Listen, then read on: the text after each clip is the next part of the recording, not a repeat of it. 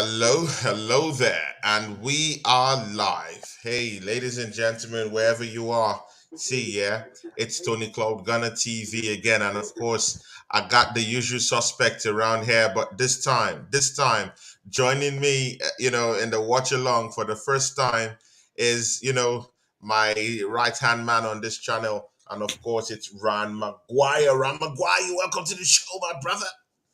Yes. Thanks for having us. Finally got the chance to jump on one of these. Finally got the chance. Yeah, and of course, Steve, in your absence, Steve have been doing a good job, and Tommy C have been doing a good job. So they've been holding it down for you, but it's all good. See, we have Steve McCullough. Steve McCullough, you're welcome, bro. Yeah, thanks, Yo, man. yo, my man. Yo, ready? I'm ready. I'm doing all right. I'm doing all right. Let's see if I'm doing all right once the Germany game's done. Okay. Tommy C or Sabia, are you there? You're welcome to the I'm show, here, my man. brother. I'm here, bro. I'm here, Tone. I'm here. Yeah. Ryan, see, yeah, in most of the watch alongs, Steve and Thomason have always been showing up, They've really helped out with the whole process. In your absence, Miss Melina has also been coming around too. I know Miss Melina, of course. Yeah. She had been having health problems, but she's back now and she has been coming to the channel. So Ron, you're welcome to the show. I'm just happy to see you, man, like old times again. Yeah, it's good to be here, man. Quite a few times I almost jumped on, but things have called me away. But had the time today, so 100%. As soon as I got the time, jumped straight on it, and should be a good game. I mean, both these guaranteed to get through if one of them wins. So hopefully both teams go for the win. We might have a nice, exciting game to watch. True. I just really hope that you're gearing up for the Premiership, for the restart of the Premiership, because that'll be wild. Very, very wild. Yeah, that's what we're waiting for. West Ham on Boxing Day. Oh, that's God, I don't want to say that's the main game coming up, but because we've got some World Cup games to watch, but it's obviously it's in our minds 100%. Hey, Steve McCullough, man, what do you think, man?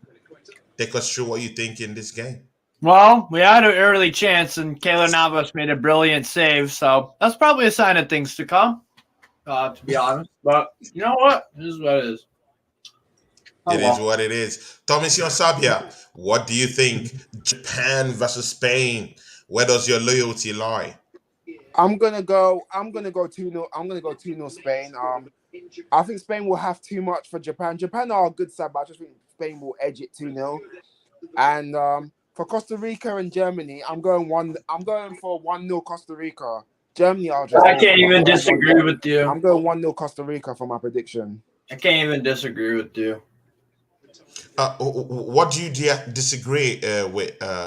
No, I can't. I'm saying I can't even. You can't. Oh. Yeah, now I get it. Yeah, the Germany team is hopeless, embarrassing. No forward up front. Not very effective. See, this dickhead misses it already. It was awesome. Why is Muller playing up front again? He's not. Great question. It didn't work the first time, so I don't know why. That's a great question. As much as I like Steve, have you got any other strikers? Have you got any proper strikers? Niklas Füllkrug is the only striker. That's it. Why don't you play him? Great question.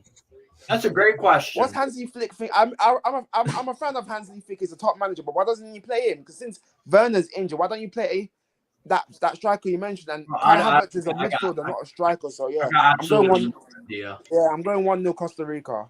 Yeah, Costa Rica for my prediction. The team has just been poor the past few international tournaments. I think the mentality's dead on its ass, if I'm honest. As soon as Costa Rica score, I don't think we win in the game. That's the problem. Heads drop as soon as we concede. You need to win, man. But you need to win. I think I'm sorry. I see things different. I really do think that Germany will win the game this night. I have to defer with you guys. That's fine. See, you know what? Yeah. I hope you're right. If you guys know me, you would know I love the perfect underdog story. Ryan, you know I love the perfect underdog story. Yeah, Steve, man. of course, you know that, right? See, I love but an it's not about underdog. the underground. It's not about the underdog story here. I still do think that Germany will still muster up something. They still have players that can still cause problems for that Costa Rican defense. Of course, they have Muller. He's nothing like a main striker, but he can cause some little problems. You know that, right? Gnabry will also be, making So, moves down so there. Gondogan will also be making moves there. So they still have a potent team, and mind you, they still have a Leroy Sané. Leroy Sané just missed a completely. He just scuffed a horrible chance. He's But offside. who told you there won't be any other chances? Oh, we'll have chances, but I don't have any confidence we'll finish them. By the way, Serge Gnabry's been out of form for the best part of a year and a half. So Yeah, that's true. That's and true. I watched the Bundesliga and all this stuff. He's been out of form for a year. He's had some goals in there, sure, but he has digressed a little bit. I'm A concerned. little bit, right? Extremely concerned, actually. But Yeah. We have BX Guna 81. yes, Thanks sir. for showing up, my brother. He says football for the win. Who's Uh-huh. football? Who's Football is German for football. Okay. Football. Okay. And the Costa Ricans, they call it football because they're Spanish speaking. Okay. Football. Yeah. Yeah, BX Guna, please hang in there with us, Japan man. Hang in there gone with close. us. Japan gone close. Had the ball in the box. Side netting on the strike. Unlucky. It's a nice play around the box.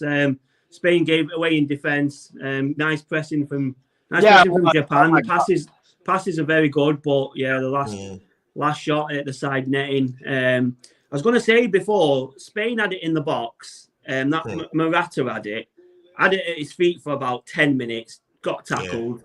He's garbage, man. I think Morata's garbage. He gets away with it. He'll score a goal every once in a while, but like the actual play. Yeah, he can pop up and score a goal, but he's a striker, so he's always going to be in that position, so he should do. But stealing a living, that lad. You know what, actually, about this Japan side, the biggest strength of theirs is that the press. They squeeze teams up in midfield. And the way Spain play, they like to just tap it around. They caught out Spain just now. Do exactly that. Spain tried to get too cute at the back, and immediately Japan just they pounced on it.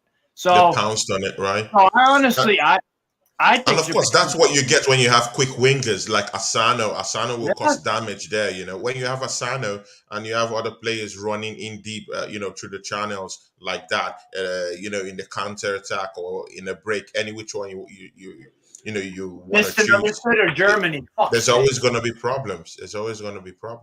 So I think we still have to watch out for Japan, actually. Oh my God! So we missed 3 sitters already. And it's 10 minutes in. Ryan. Yo. Would you want an Asano in your team? What, my Japan team? Yeah, he's in the Japan team, Asano. He Arsenal. scored a lovely goal. Yeah, would you like him at Arsenal? No, we've had him, haven't we? And he's gone. Yeah, I know. Would you want him back? That's what I'm saying. No, right? He does a good job for Japan. Scored a nice goal for him. And for what Bundesliga team does he play for? God damn it, I'm blanking. I'm not sure. I want to say Schalke, but I'm not wrong. I think it might be Werder Bremen. Let me look. Someone Google it. He's a sound player for his national team, his national side, aren't they? They're not the strongest side, but he does a good job in there. I wouldn't have him at Arsenal. There you go, Leroy Sané. Fucking. There you go, buddy. Go on, talk us through it. 1-0. Nice header. Oh, it's Gnabry. Gnabry have just got a goal. It's Gnabry. It's not Sané. It's Gnabry. I get that mixed up all the time because. Yeah, good. Ladies and gentlemen, Gnabry have just put Germany up front. It's 1-0. See, Tommy and Steve. I told you guys. I'm glad you're write right. off Germany. I'm glad you're right. I'm glad. Good. Don't write them off. They have dangerous players. They have Gnabry. Tommy, I want to hear what you want to say. Hello, Tommy. Tommy's got no words. He's silenced. Tommy. Steve, man, Steve, talk us through the goal because I missed it. Go on, what happened? Yeah, no, it was a cross from David Raum into the box, left side. Good header, completely unmarked. Bad defending Costa Rica. Navas couldn't do anything about it. Yeah, glancing header to the right. Good goal. Costa Rica, they completely caught out there. So sound. Obviously, Tony, you said before, would I have Asano? Most likely no. Would I have Gnabry back at Arsenal? Hell yeah, of course I would. Great player. 100%. He's developed into a really, really sound player. I'd have Gnabry any day of the week. Hopefully, we get the chance to sign him. I feel like we might be waiting until his contract is up, possibly. But we say Real Madrid might be linked in that. But yeah, I'd take him back every day of the week. He's turned into a very, very dangerous player, mostly in the wings. This guy is a beast. You know who just scored for Spain? Oh, Spain! It's a goal. You know who scored? It's a goal. I can guess. Guys, you won't believe it. You won't believe what is going on here, man. No, you won't believe who scored it. Alvaro Morata. Me and Ryan. It was always going to happen. Listen, right? I'll tell you. If you're ever watching a game with me and I tell you that a player is shit, get all your money on them scoring because it's going to happen. Happens every time. Ladies and gentlemen, I will still stick with Ryan backtracks. There is no shame. You scored a nice I will not back down. I will not back down from the comment that is shit. But exactly. I'm not. Again, I've missed the goal. I skipped over to the Germany game to see if I could see that goal. Didn't see that one. Missed the Spanish goal. So I'm back on the Spain goal. So Germany will probably score again in a minute because I end up missing that one too. Yeah, but definitely. yeah, like I said, I don't care if he scores. He might get a sneaky hat trick of little tap-ins, and I still won't say he's any good. Definitely. See, guys, I just want to see goals. It's just good that we can see goals. I just want to see goals. You want to see goals? 2 have gone in tonight. I just want to see goals, and 2 have entered. Tony, 2 goals have gone in tonight. I've not even seen any of them. And I want to see goals too. I just want to see those goals. I want to see goals. Otter B has joined us in the chat. Otter B. Arthur. Otter B. Big ups No, to you. but Tony, I do want your opinion on Lukaku. Would you take him at Arsenal? Ryan. Why are you thinking? What are you thinking about?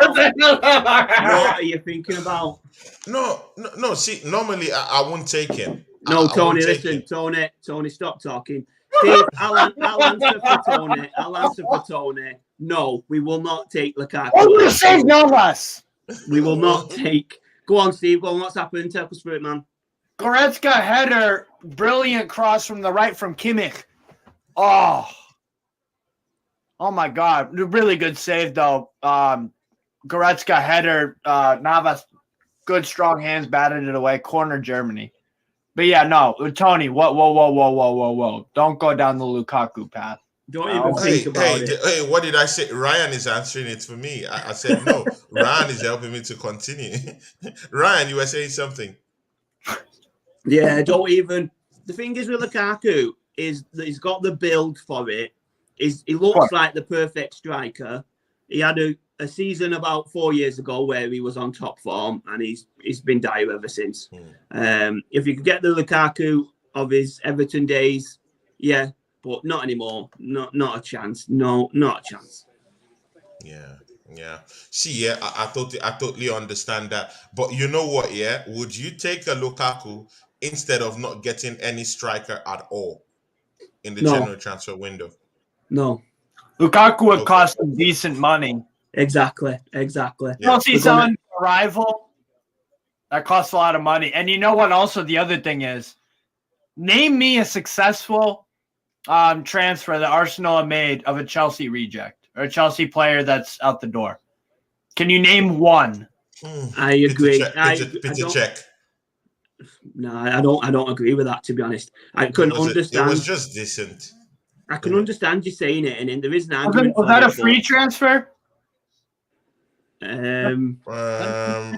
No, I think it's about 9 mil. I think. Okay, that's cheap as hell. To be honest, for 9 mil, he did all right. Yeah. Other than that, yeah, I don't want any Chelsea rejects. Question though, actually, I don't want Chelsea rejects, but we're linked to Pulisic. Tony, go on. What you're saying? Would you take Pulisic? No. Whoa. He's always injured. I like him as a player, but he's always injured. Okay, and I don't want I don't want my place to be a injury treatment medical center for anyone to come and be a patient. Yeah, you know what? Center. The money that you'd have to spend on them. All right. We can use it to go get a valid midfielder. Go spend it on Savage, Milinkovic-Savic. Yeah, from last year. Steve's point is the thing for me. We're linked with Pulisic, and you know what I was thinking? You know what? Have a gamble because he scored against us in the FA Cup final a very good goal, and we've seen it in flashes. He's a good player, but it's about 55 million or something they're saying, and that's ridiculous. If it was ridiculous. If it was that free, amount is ridiculous. Would you take him on a free transfer? I'd take him on a free transfer, 100%. I'd take him on a 25 million transfer, to be honest. Yeah, I think 25 is too expensive for him, actually. Yeah, but 25 million nowadays is pretty much nothing. That's what you're paying for. Because I think he's winding down on his career in Chelsea football. Morgan Gibbs-White could potentially be a £60 million player for Nottingham Forest if all the bonuses go through. That's not even the worst one. That's not even the worst one. Dele Alli could be 40 million for Everton if it's all go through. 40 million for Dele Alli. So yeah, 25 for Pulisic is pretty. Yeah. If you put it next to over, like what was Lukaku, about 99 or 90 million or something like that. So grand scheme of things, 25 isn't too bad, but 55 is miles too much. If Pulisic could stay fit, he would be worth 55. Talent-wise, I think he's worth 55. And that's not me just saying that as an American. I'm saying as a football fan being objective here. I think he's a really good player. And, he's got at the left wing position, he dribbles. He's got a good shot on him, link-up play. He takes men on. He's very forward. He scores goals for the U.S. We see him score goals in clutch moments when it matters. So the big game player, and also, like you said, the big game player, he scored in the FA Cup final. Good goal. So see, guys in the chat, will you take Pulisic at Arsenal? Is this part of you guys' plan? Your only grievance with Pulisic is injuries. The player is injuries. Yeah, okay. No. He's always on that injury table. We can't count on him. Unfortunately, that's the good case. Player. Amazing player, but that injury, even Chelsea Football Club, the fans, they will tell you, he's always injured. It has hampered his growth. It has hampered his improvement as a player. And when you're a player at your peak like that, you deserve a lot of run of games to be able to get in the mix, keep scoring, hone your skills more. Just make yourself a better player by just staying fit. But when you come in, you score some goals, and then you get a 3-week injury, 4 weeks, sometimes 2-3 months, it becomes difficult for you. True. I don't know if you see it in that way. No, I see it. So for Newcastle, for instance, I would take Pulisic, but the injuries would be a big worry of mine. I would take him because not only the player is good for the team.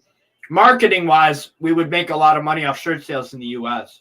And that would help to get that would help in terms of FFP and spending. It's a So valid even if the transfer didn't quite work out, it would be a growth thing for Newcastle in terms of the fan base growing in the United States, which is what we're gonna try to do. Become a worldwide big club, Newcastle. We're not at the level of the top 6, sure, but we have a decent worldwide fan base, and domestically in England, we are a well-known entity. So we have a huge stadium, huge fan base. Locally, everyone in the Newcastle area supports Newcastle. 55,000 seats. We sell it out regardless of what division we're in. We had a lot of, we had 50,000 people during the championship. So I would take them at Newcastle. I admit it would be a risk, but I don't blame people. Yeah, it would be a very, very big risk. Because it sounds like the other problem for you, Tony, is the price tag. You said you would take him for 25 million, right? I'll take him for free on a free transfer. I'm paying a good salary. 15. 15 is decent. Okay. 20? Yeah. 25? No, 15, 15, 15, 20 is okay. But again, you will still have to deal with him on the injury treatment table, and that's a big problem for any team. It's a shame because the U.S. is arguably three best players, Pulisic, Giovanni Reina, and Weston McKennie. They all have struggled with injuries. You're American. Where will you put him? Where will you put him in the all-time U.S. great? Of course, mind you, that there's always Donovan, there's Lalas down there too. Howard in that US. What bracket do you put Pulisic? I think by the end of his career, he'll be top 5. Right now, I'd say at least top 15. Does he surpass to you right now? Does he surpass Lalas? Does he surpass Donovan? Yeah, he's had a better career than them. Yeah, than Lalas. Donovan, yeah, because he's done it. What about Tim Cahill? He's Australian. Tim Cahill is Australian. He's Australian. Ignore me. I don't know what I'm talking about. You must be thinking Tim Howard. You're thinking Tim Howard. Yeah, the keeper. Yeah. Everton Man United goalkeeper who played a load of games. I think for Everton, he probably had 300 odd appearances for them. He had. And he did, and he played with them during Moyes, right? And they were like 5th place. Yeah, he was a good keeper for them. Yeah, there you go. Clint Dempsey at Fulham, part of a Europa League finalist team. So he was also. Is he okay for Spurs? Clint Dempsey. Was he okay for Spurs? No, I don't think so. I think they sold. I think he was much better at Fulham, right? Fulham was the one. Yeah. Yeah. I think it was a beast. It was a beast when it was in Everton. I think when he made that transfer to our noisy neighbors and silly neighbors down there. You mean Fulham, not Everton. You mean Fulham? Yeah, Fulham. Yeah, Fulham. Sorry, Fulham. Yeah. What about Brian McBride? Brian McBride. McBride again at Fulham, wasn't he? I think Pulisic has surpassed them on the club, but we're talking national team too. Greatest Americans. He's done remarkable so far in his career. And of course, the trophies he's won also. He's won, CONCACAF Gold Cup with the U.S., beating Mexico in the final, the winning goal in the CONCACAF Nations League as well. He's Champions League. Yes, Champions League winner, exactly. So he's accomplished a hell of a lot, and he's only 24. True. So he by the end of his career, he'll be top 5. Without a shadow of a doubt. He's already top 10. But a lot of these players that we have could be potential legends. Yunus Musa, McKennie, accomplished player at Juventus, Jesus. And BX Gunner, the Dempsey chip against Juventus in the UEFA Europa League in the semifinal. Brilliant goal. Step up in a big moment, yeah. Steps up in big moments. Yeah, exactly. See, BX Gunner is here. 81. He says something here. I'll take Chavez from Mexico Hugo as a second Chavez. striker at Arsenal. His Okay. left foot's fire, and that's true. His He left needs- foot is He fire. needs some development, but as a signing for the future, if you can get the right price for him, sure. But the problem is with poaching Liga MX players, they demand silly money for them because they want their players to play domestically. And also, they get paid a lot more money than you'd think in Mexico because they want to keep their players in domestically. Unlike with MLS, who's changing the attitude of we need to keep the star players here. We actually are now, it's encouraged that the talented young players in our league start going abroad to make their name. Basically, MLS is finally somewhat realizing that we aren't a top league in the moment where we can attract real superstar players. So, but what we can offer we can offer the world of football. We can offer talented youngsters to develop to go to Europe, and also it's also become it's also become a destination for talented young South American players as well to go to MLS and then go to Europe. So so and that's ultimately why MLS is slowly surpassing Liga MX in terms of the quality of the league and the overall health. Because Mexico, they stunt the players' growth by keeping them mainly in domestically instead of encouraging them to go out to Europe. Because think about it, how many of those players in the Mexican team can you name are in European sides? You have Chucky Lozano. You can't name any more off the top of your head. I can't, and I know the team. You see what I mean? Ochoa. He's played in Europe. Jimenez. Jimenez plays for Wolves, Okay, so there's 2 out of a 26-man squad. And then Herrera. No, he plays for Houston. Or sorry, no, that's heck. Oh, hold on. Let me pull up the list of the squad. Hold on. BX Guno to say his goal, of course, that lovely goal from Gnabry. BX Guno to say it all started with goals in the beginning of the end. Good and okay. And it says Pulisic is only 24 and levels above Eddie. But is Pulisic a striker? I don't think so. He's not. Nope. The only position I've watched this kid for 5 years. As a false nine, As a false nine, But if you're playing, you know what? He's a winger, isn't he? He's more of a winger. Pulisic. I've not seen. He's more of a winger. The only time I don't mind seeing Pulisic in a left wing position is if he's with his national team playing Martinique or Grenada or someone extremely weak. Or if it's for Chelsea and you're playing Dagenham and Redbridge in the FA Cup or some bullshit. But when you're playing in the Premier League, you play him as a left winger. Champions League, left wing. When the US are in the World Cup, play the left wing. He's not versatile. He plays his best football. I've watched him for 5 years, bro. His best position is in a 4-3-3 on a left wing. That's his best. Yeah. That's what the most successful is. Ultimately. But I agree with that.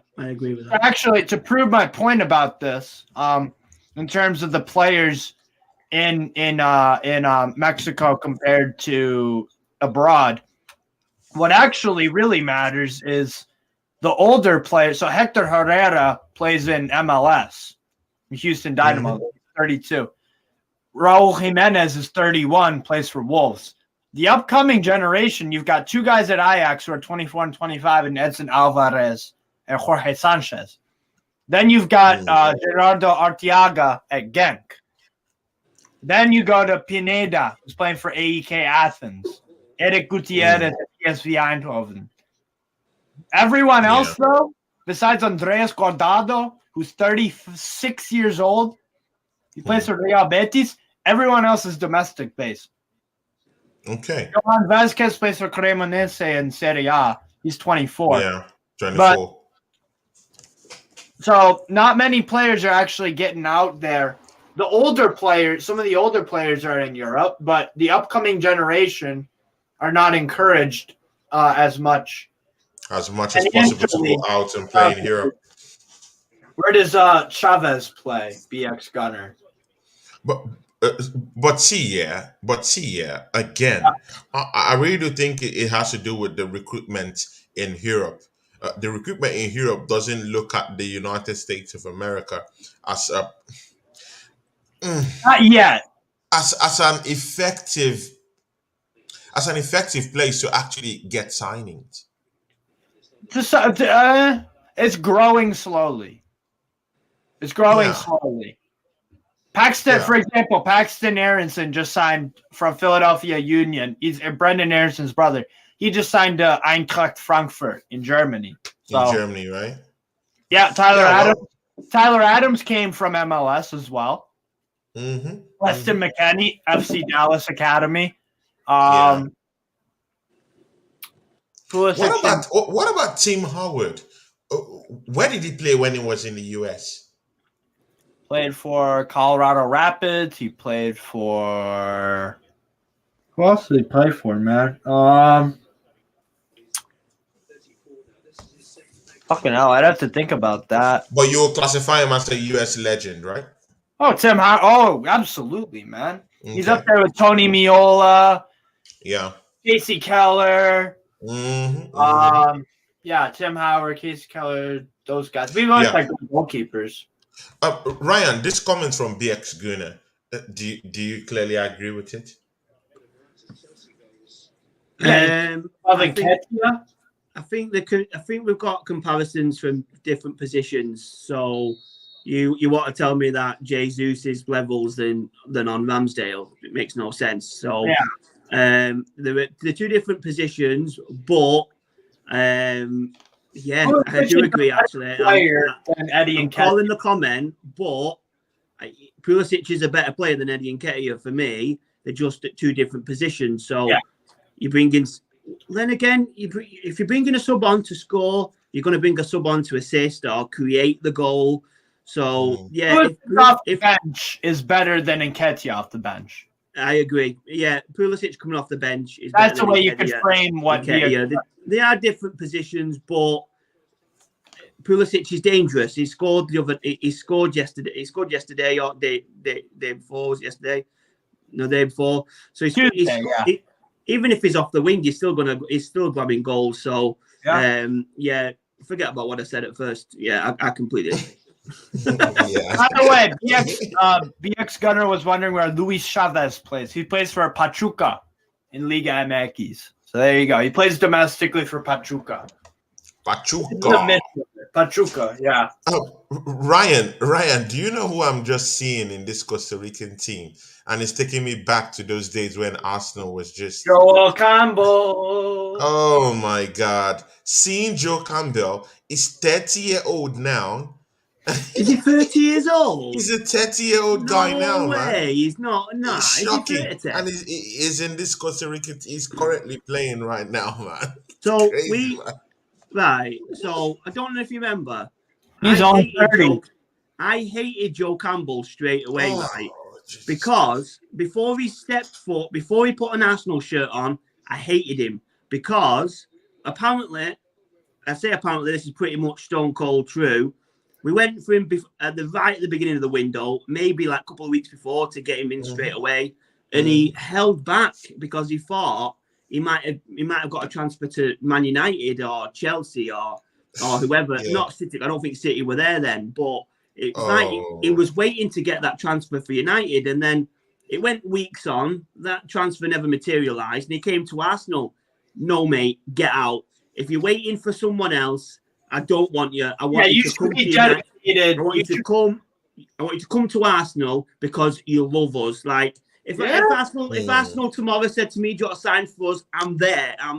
You're not waiting on a private jet. I'm straight to Colney, getting my medical done, and I'm in. And if any other player isn't like that, get out. I don't want you, no matter who you are. And And who was it? He ended up being no one. He was absolute pants, right? And when he made an Total appearance, pants. it was rubbish. And this guy basically tried to play us like the Chelsea midfielder played United. What was he called now? I can't think. There's a central midfielder for Chelsea. He signed for United and then and went to Chelsea. And he tried to do that to us, but that midfielder became a good, solid midfielder. And Joel Campbell did absolutely zero and then left after about 16 loans. And now, what is it? Now he's hitting 30. Horrible. It was one of those signings that was on our neck till the end. And of course, he was on your books for 7 years. These players are so, I don't know. They're so funny, They don't want to take a permanent, move out because the money Arsenal is paying them is so generous, like extremely generous. So, they wonder how they get this kind of money. So that was the kind of management we had at that time, at the time. And Joe Campbell was one, I don't know. How Arsene Wenger went in to get that guy, I don't know. It was completely shocking. Bro, I didn't respect him at all. Joel Campbell played for Saprissa, Punta Arenas, Arsenal, Lorient, Real Betis, Olympiacos, Villarreal, Sporting Stealing. Absolutely stealing a living. Absolutely stealing a living. Listen, the Chelsea midfielder was John.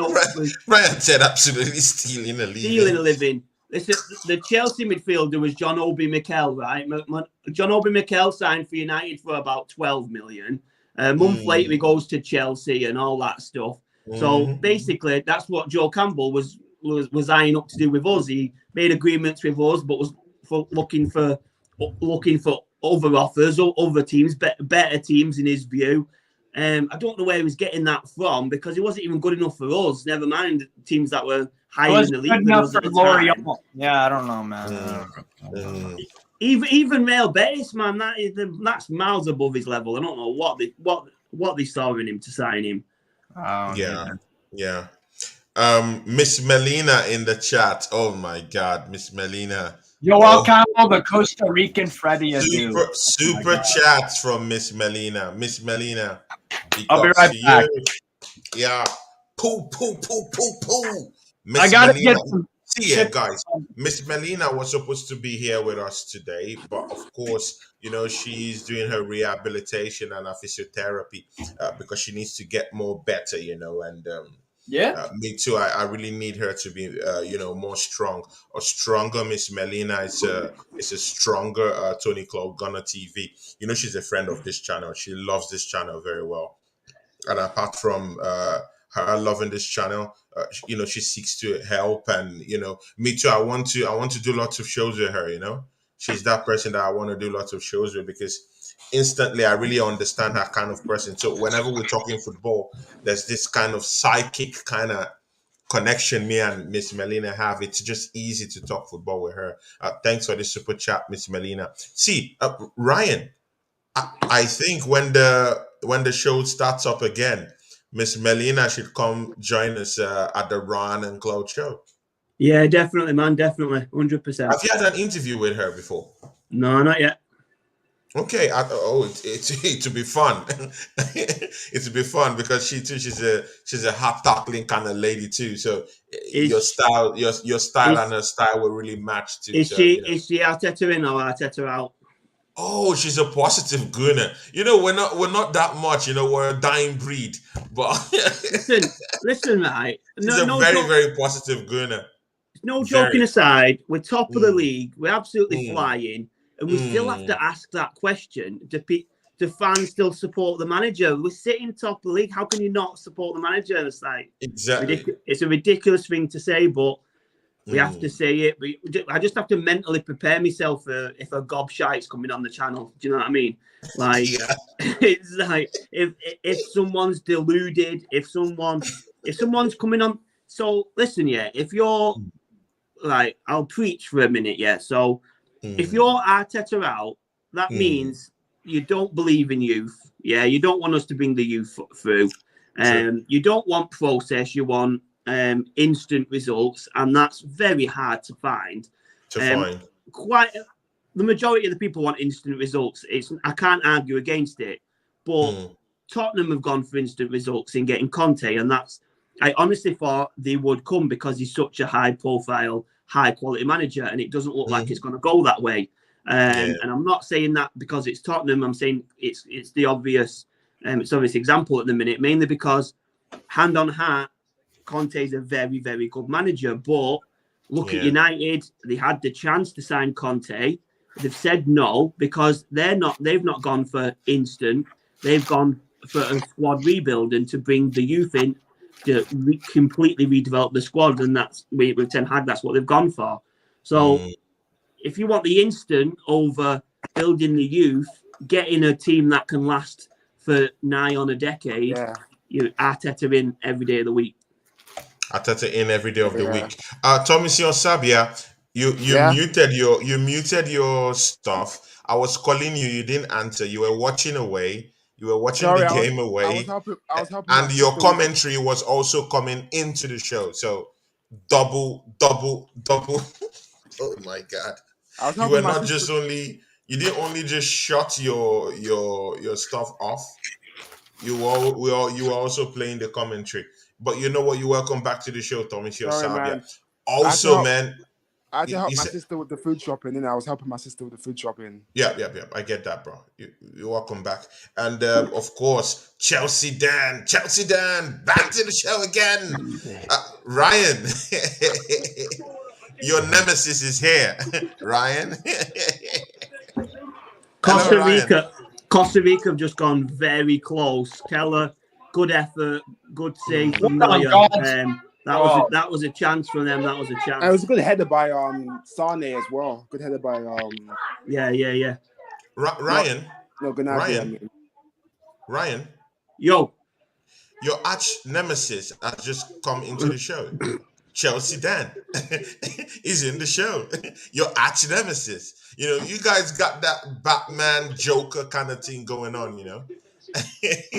Which one's which, man? What be doing what today? You're the Joker on the Batman. Batman, maybe. Go on, Chelsea, the bat of the week, yeah? Come back with a cup winners' cup, mate. That's what you're never going to get. Chelsea Dan, do you want to go this when road? Was that, about 5 years do you want to go down this road again with us? We don't need to do. We just want to talk football. I watched the Spain game. It's one little get. Yeah, but Tony, I could smoke all day. You ain't never gonna get it. True facts. Oh jeez. Two Champions Leagues. Ryan. Dan, no one gives a fuck about your Champions League. Hey, Ryan. Oh, shut up, Steve. You sound like my... Hey, what game are you watching? Are you watching the Costa Rica or are you watching the Spain? I'm watching Germany. I'm watching both. I'm watching both. I was watching both as well. Hey, Tony. Yeah. Yeah, Ryan. Yeah.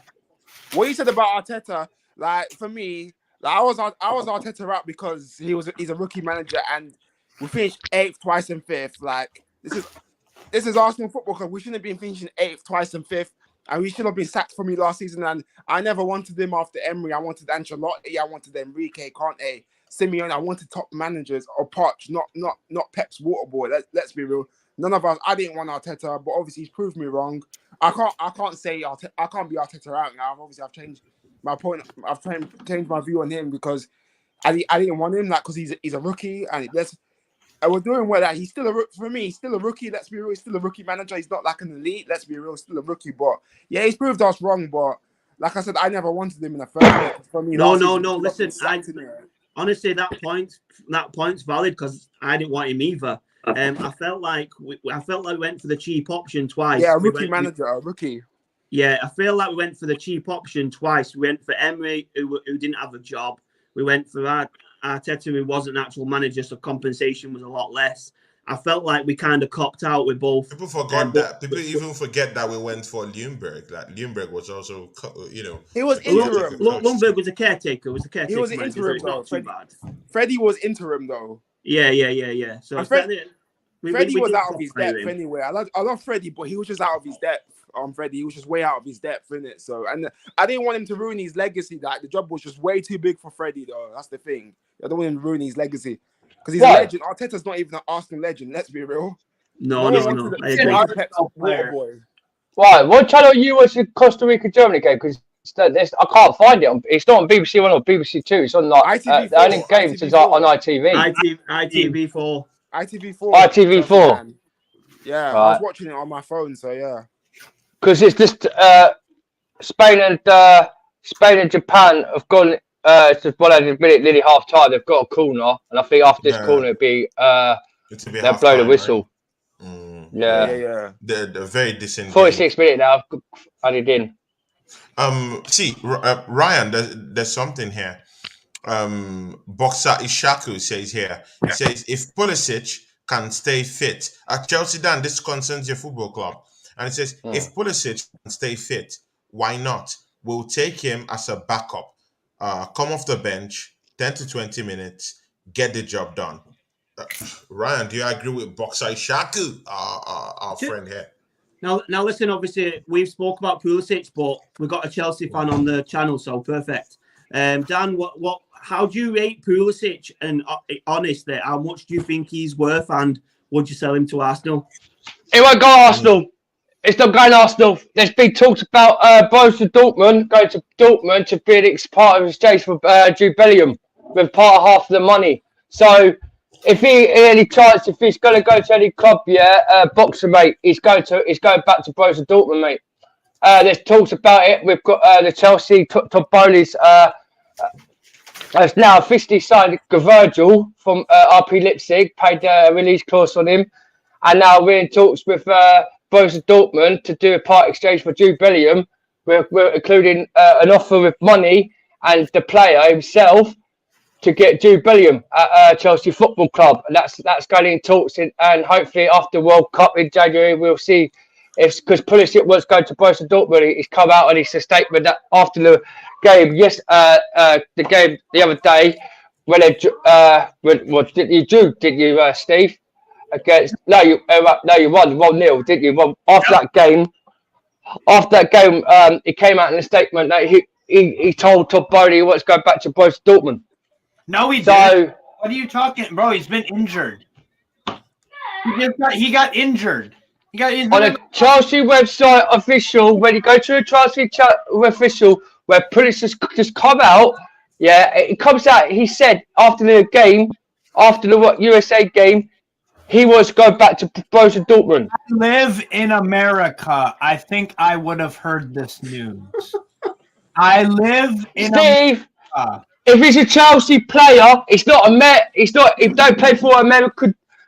Yeah, he plays for the United States. If the Chelsea officials, comes out with Twitter, spaces about Pulisic said that he wants to go back to Borussia Dortmund at Chelsea Football Club. He said to Chelsea Football Club, if he wants to go back to Borussia Dortmund, then he'll say it. He said that to Todd Bowley. If it deals any Chelsea football player who came in this stream will tell you. Dan, do you fancy answering a single part of my question? But Pulisic, don't get me wrong. Pulisic, I love Pulisic. Pulisic's a good player, mate. I love him. I've always enjoyed him. How much do you think his value is at the minute? What do you reckon his value stands at? About 35 to 40 mil. To be honest, that's a lot cheaper than the 55 I've heard, and it's probably about right as well. And I said, would you send him to Arsenal mainly because we're rivals, aren't we? And he's a dangerous player. If I was Chelsea, I would not want to sanction that move to let him come to Arsenal if it was at any point genuine. See, I'm not being funny, Ryan. Right? If he did go to Arsenal, he'll do exactly the same thing at your club what he's doing at Chelsea Football Club. He will want to be second choice. And be injured for the majority of the time as well. He's an injury prone and all. Yeah, he's an injury prone player. That's for sure. And would you want an injury prone at Arsenal? Ryan and Steve McCullough. That's what I was saying to you guys. Yeah, exactly. Even Chelsea fans, they recognize that fact that he's an That's injury. Tony's point. Obviously, he's very injury prone, and that's why I think 55 million is too much. I said, if it was something like 20, I think it's possibly worth a gamble. But if you're looking at 55, it's miles too much that for me. But the thing there is that Chelsea is desperate to whip him out because see by January they're expecting Nkunku. Nkunku's deal is already as good as done, and Nkunku can actually confidently replace a Pulisic in the role that he plays in that Chelsea team. So he's going to be flogged in that transfer market. So anything that they can get for him, I think Chelsea would like to take it. Yeah, but they've been losing battle going back to Borussia Dortmund to get partners to partner with Jude Bellingham. But we're also getting Rafael Leao up for Chelsea Football Club, so he's a better option to Pulisic.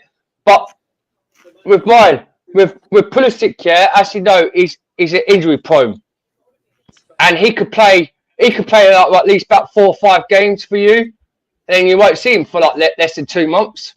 2 months. 2 or 3 months, and that's what he did at Chelsea Football Club. Exactly. Steve McCullough, do you want to come in there? Because this is what we talked about. In terms of what again? Sorry. Like the injuries? The injuries. Well, the injuries are a very legitimate concern. It is. It's just true. It's true. Absolutely. Maybe it's the physios at Chelsea. I got no idea, bro. It's not the physio at Chelsea Football Club, but it's just him as a player. Yeah, but does anyone know his injury record when he was in Borussia Dortmund? Yeah, I do. It was a bit hit or miss. It was bad. It was bad at Borussia Dortmund when we signed him. Jeez, Ryan, it was bad. I don't think it's a good signing there. Yeah, you got to understand with our Chelsea base, yeah, we seem to buy players. We seem to be buy players, yeah, a good quality in them, but they're not quality because they're injury prone. It's looking like it's the Fofana, Tony. We've decided Fofana from Leicester City, quality player, but he's still young and he can grow out of that. But Pulisic's what 25 next year, 25, and in February actually he's 25 in February, the same day as my cousin's birthday, and so like if he did go to Arsenal, but I don't think Todd Bowley will sell to a rival club because this is what he's doing now. Roman Abramovich didn't care to sell the old flops like Willian or David Luiz or Peter Cech to Arsenal. He didn't care. But with Todd Bowley, he said any rival clubs. And if he sees, Arsenal at the top, why should we get one of the best quality players to Arsenal to try and win the Premier League that season? And I don't, it's not be wrong. If you did have Pulisic, would he do good for you? I don't think he would. Okay, Chelsea Dan, yes or no answer. If a Pulisic comes into our team, a fit Pulisic coming into the Arsenal team, are we title league winners? No, good. Guys, you all know about. Pulisic's not that good. Sorry, I don't think. When Pulisic came to Chelsea, yeah, and we was top number 1, and if he was fully fit, would we be title challengers? I say no, I wouldn't think so because when we was number 1 last season, at Arsenal we won't be title challengers, but at Chelsea he would be a title challenger. No, he wouldn't. Okay. No, you wouldn't, Tony. Okay, good. I'm not being Chelsea. I'm a Chelsea fan, true Chelsea fan, yeah. And when we was number 1, when we was going to be like covered to title challengers for next season, I still think we weren't going to be title challengers while Pulisic was there. When we first signed him, everyone said he was going to be a next Eddie and Hazard, right? And He ain't the next Eden Hazard. It's your fan base's fault for putting such ridiculous and expectation on him anyway. No, it was a journalist who said that, Steve. It was a journalist who said that. But again, let's don't get this twisted. He's a great player. He's a great player. I like him as a player. He gives more to the team. It's just his injury record. That's just all. So let's not just get it twisted like maybe he's a poor player. He's not a poor player. He's actually a very, very good player. He's very, very effective. He can run the channels. He could play as a right winger, right? And as a left winger, he plays with and a right wing back. He can play right wing back. Yeah, no. He can play as a right wing back. He can play as a right wing, left wing. Guys, I'll be back in 5 minutes. I'm just shooting. I'll be back in 5 minutes. Oh, well, nice to see you, buddy. Nice to see you, pal. Please come back. You too, mate. Nice seeing you, mate. Yeah. He is not a right wing back, bro. He can't play at the right wing back spot. He's not defensive. No, I didn't say. He played at Borussia Dortmund, like you said before, Stephen. When I covered that, and I came out and said he went a right wing back for Dortmund. He played as a right wing. He didn't play wing. Okay, wing back and wing are two different things. Yeah, I said right wing. That's what I'm talking to Dan. I'm talking to Dan. Okay. Yeah, but a lot of people said he played as a right wing back, and I said no, he ain't. He's a right winger. And I think that time when you was on someone's show, you said he was a right wing back. No, I didn't. I never said that he's a wing back. Because I put a statement to both Dortmund thing you playing. He's not. Oh, someone did.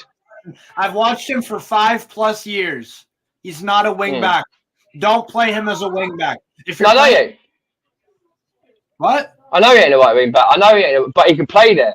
No, he can't play there. He's shit at a wing back. It's like putting it's like putting Martinelli at a wing back, or Hazard as a wing back, or Sterling. Yeah, I know. Yeah, that's what I mean. Sterling playing it. It's a left wing back, right wing back, but he ain't a right wing back. Pulisic's a good player, Tony. Don't get me wrong. I've always liked Pulisic, but he ain't a consistent, the best player. I say he is. Exactly. I don't think he's in the top 10. Because if you had Eden Hazard to pair to Pulisic, Eden Hazard is double twice better than Pulisic. Okay, but Eden Hazard and Pulisic are a completely different profile player. It's like comparing apples to oranges, bro. Come on. He's only good for United. He's only good for United States of America because you've only got the best. Like you've got like Kenny, two guys are probably good players on that pitch. Kenny and Matt Kenny. And Pulisic. But it is, mate. Well, see, yeah. But you know what, yeah? Enough talk. See, Tommy C, are you there? Two good players. Tommy C, are you there?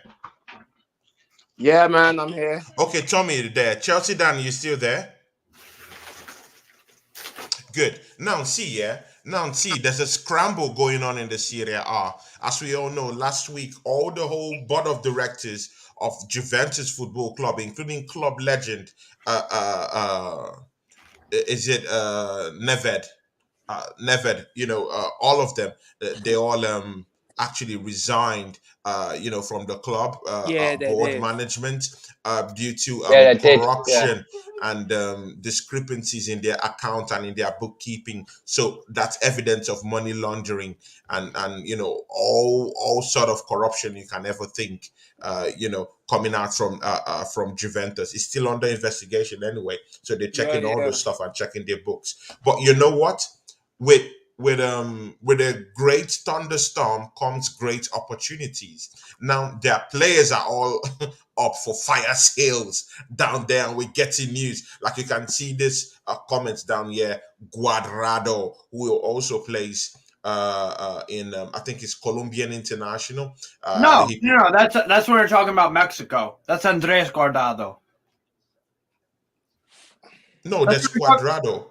No, that's no. BX Gunnar was talking about Guardado. I'm talking of Cuadrado.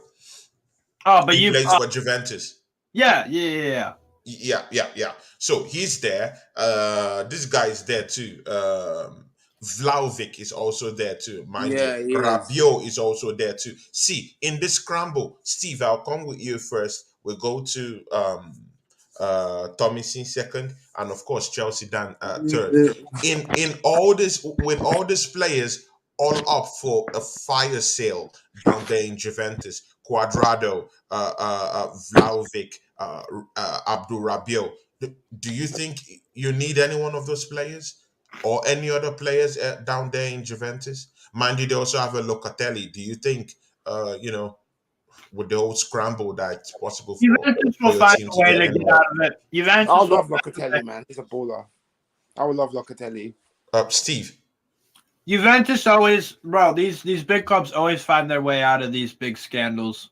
Honestly, I'm not expecting anything big to happen. We all thought that, the European Super League, that they could relegate the Premier League teams. That didn't fucking happen. That the Super League teams would be punished by their club, by the leagues and the federations. They didn't do a thing. They gave them like a few $1 million fine, but they did nothing. So I'm not really expecting much to happen. It's all semantics, in my opinion. Good and okay. I clearly understand that. But again, you've not answered the question. If there's a scramble for players down there who want to leave the club because of these scandals, who would you love to pick in Juventus Football Club right now playing down there? A few good players. Chiesa, obviously. I would really. Chiesa. McKennie plays for Juventus. I'd take him in Newcastle. I would take Vlahovic at Newcastle.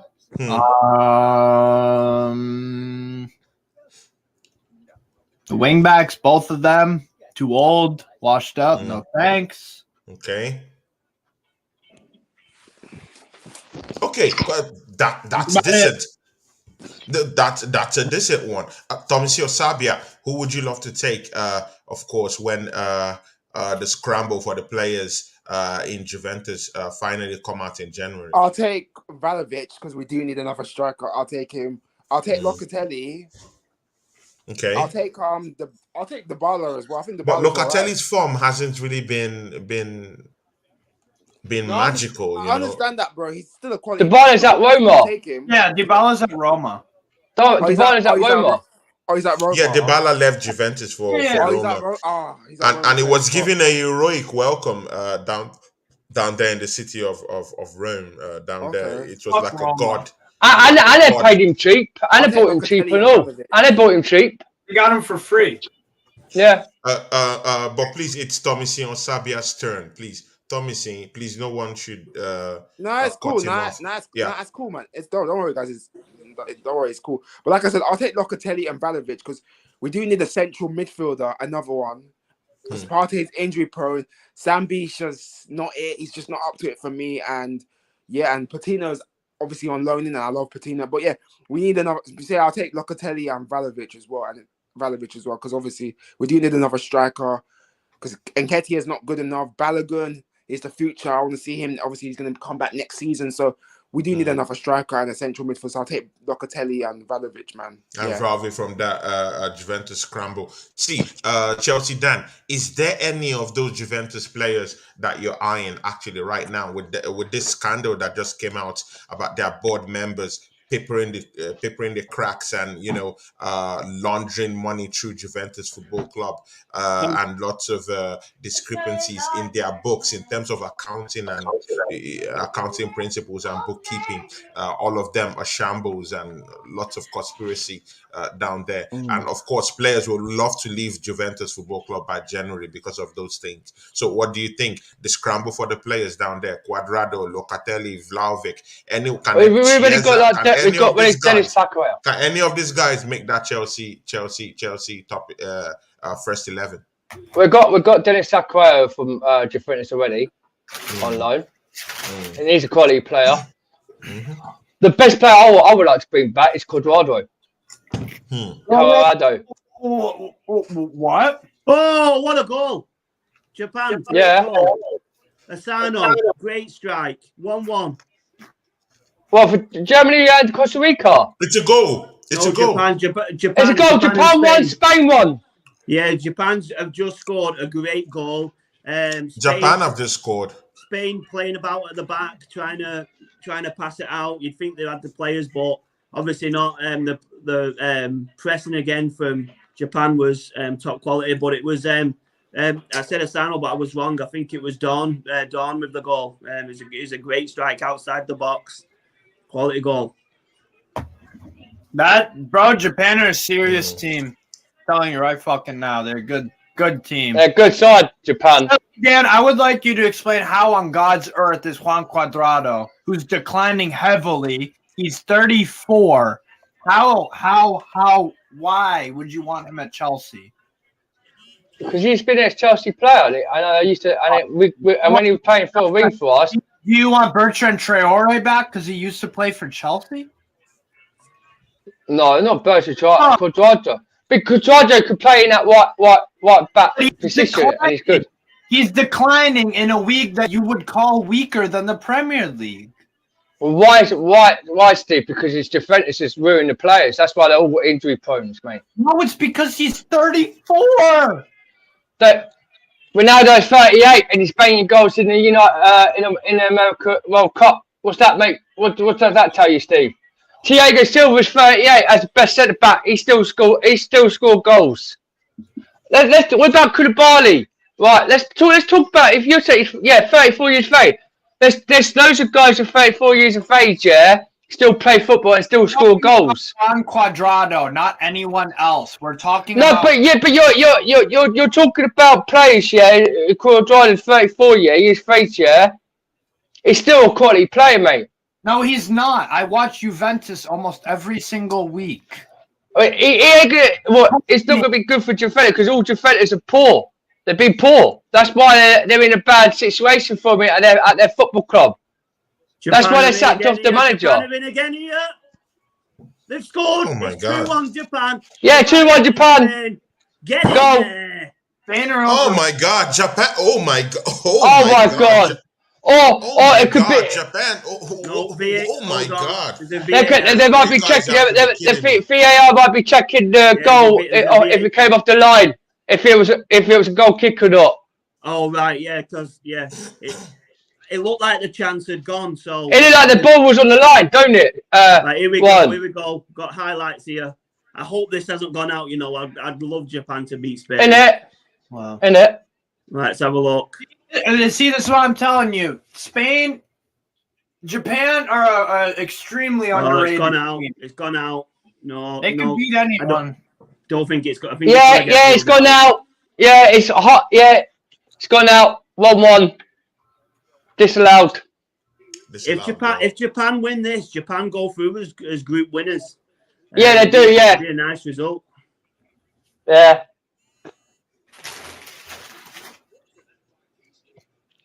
They'll be playing Brazil or Japan France, just isn't turned it? it around, man. Fair play to Japan.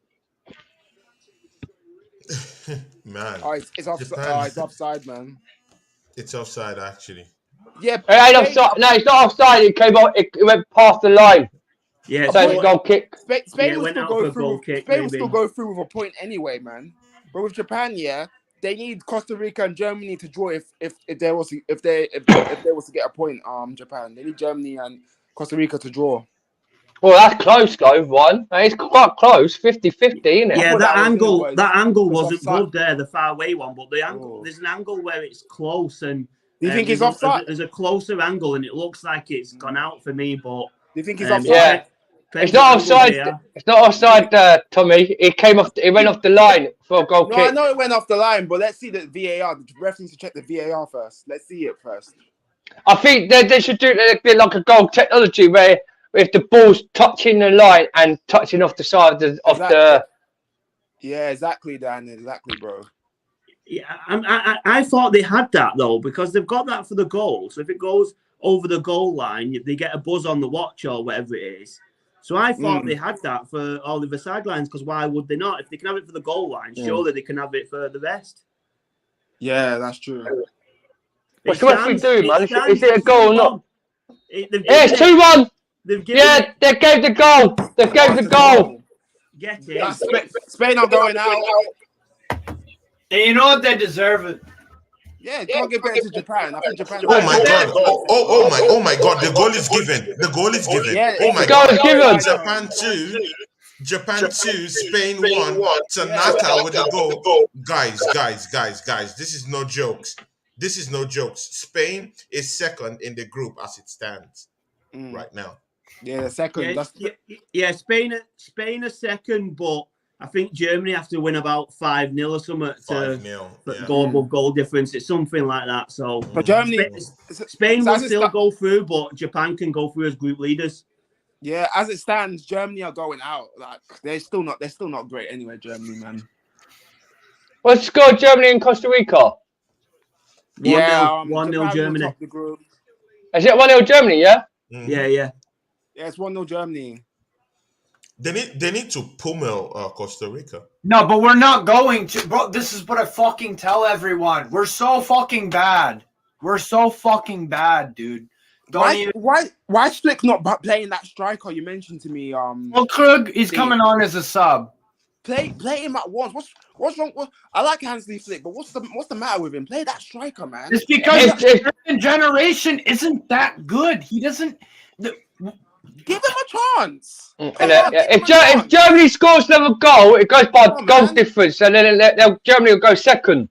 Yeah, but but Steve, he needs to give him a chance though, because Muller is not a striker. It does not work that way. If Germany scores again, it goes by goal difference. They'll get a 1+. Yeah, because Japan and Germany are 0-0 for a minute. I'm not sure because Spain's goal difference is pretty good because they won about 7. Spain's goal difference. Spain's got 7. Yeah, Spain's got 7 goals, and Japan's got 0, and Germany's got 0 goal difference. If Germany scores again, they'll go by. They need to score another one for the goal difference to go second. They're both on 4 points. Yeah, but I think that's competing with Japan. Then Japan would need to lose, and Japan are winning. I think. They've got to make sure Japan don't score again. This is ultimately all Germany's fault, by the way, because we decided to fuck around with Japan and then draw to Spain. So it's completely out of our hands. So it's completely out of Germany. So you know what? These players, they're not at the level of what a Germany side should be. So yeah, this generation just isn't as good. It's as simple as that. Steve, why do you support Germany, man? Because I'm German. I don't know what country. He's Polish. He's German. He's Chelsea Dan. See, United States of America. Chelsea Dan. Listen. You cannot question where anyone claims he's from. I'm not questioning. Yeah. I'm just saying. It's a mix of different places. It's Alsatian, it's Polish, it has Hungarian, German. Hungarian, there's. I'm 50% German. Even you, Chelsea Dan, you have Jamaican roots. Yeah, I only got two things. I've got a bit of Irish and all, but that I'm not. I don't class myself as an Irish presentation. Depends on your parents. That's your thing. Depends on your parents and where they're from. Depends on your parents, bro. You don't choose that actually. Because I'm full Nigerian, innit? So yeah. There you go. No, I'm proud to be German, French, which is Alsatian, and then Hungarian, Poland. Hungarians. That's good. That's good for you, Steve. I've never been to Poland before. I actually love to go to Poland for a holiday and Germany. Yes, right. But who would you be your main country? My main country is the United States. Wow. Ryan, you wanted to say something, please. Come in, Ryan. I was going to say, because I'll put out there, I wish I was Nigerian, man. Their kit every year, every time they bring a kit out, is so fresh. It's unreal. It is. Big ups, Ryan. Tony, Nigerian kit's always been nice. I was gonna get it, yeah. Mm-hmm. But it's a shame they're not in the World Cup, man. I would like to see them in the World Cup. They brought a kit out a couple of years ago. I went all over trying to get that kit. Could not get it. Sold out. I have that kit. I have that Nigerian kit. Hold on. Let me go get it. I have it. You have it? Steve's got pretty much every kit out there, I think. Yeah. Steve is a collector. He's a collector of all these things. So he has all these things at the back of his fingertips. It's everywhere. There you are. Yeah. Steve is with a Nigerian jersey. Such a nice kit. That is a nice kit. Yeah, such That a is nice beautiful. thing. Oh, you Yeah, got a yeah, it's good. Nigerian T-shirt. Oh, cool, man. He does it. He yeah. does, man. It's in the back of it, Steve. Promising. It's the back of it. Promising. No, no. I know. I'm getting the new one Promising. for. I'm getting the new one for Promising. Christmas, Isn't it isn't it? shame to us? Promising. It's shame to Yeah, us. I We don't don't even have even one. have a Just Nigerian. I got these I don't two even in the have mail one, bro. today. I It got is these two Tony. in the mail. Oh, Donovan. Donovan. Oh, Donovan. Tony. I And love then, Donovan. Yeah. and then Tony, the I'm gonna get the new. I'm gonna legend get the new one Freddie for. I'm Adu. gonna get the new one for Christmas. Freddie Adu. Freddie, Freddie I'm Adu. getting a new Adu, Nigerian man. kit for Christmas, though. What I'm gonna happened? get to it. He was a him player yesterday? back in the day. He was the next guy. He was all over FIFA, all over Football Yeah, I Manager. love my Nigerian. Freddie I love that Adu was the He Nigerian. was one. like and the then- first. He was the first American wonder kid, arguably, that got like international hype. Bro had a commercial with Pele. Oh my God, Costa Rica goal! What are you? Tajeda has just got a goal for Costa Rica. It's 1-1. Oh my fucking God, Costa Rica goal. Yeah, we're done. See, you know what? We're gonna fucking lose to these dickheads. We're gonna lose. All right, so Costa Rica have equalized. All right. Yeah, every time Steve Germany says are there's a just- goal, you're- I go on you're and goddamn awful, man. not even on like. Hey, what's the ex gonna say? Oh my God. Hey, Leo's coming to Chelsea, mate. Wait, is he just because he ain't going to Arsenal? Right there. There's a show me. Oh, it's a goal! It's a goal! Costa Rica's just scored. Oh, what goal? It's shocking. It's shocking. 1-1. Germany, Costa Rica won. Germany won. These guys are not serious, man. Germany These are guys just, are they're not just, serious. they're just awful, bro. They're just awful, Tony. They're just goddamn awful. These guys are not awful.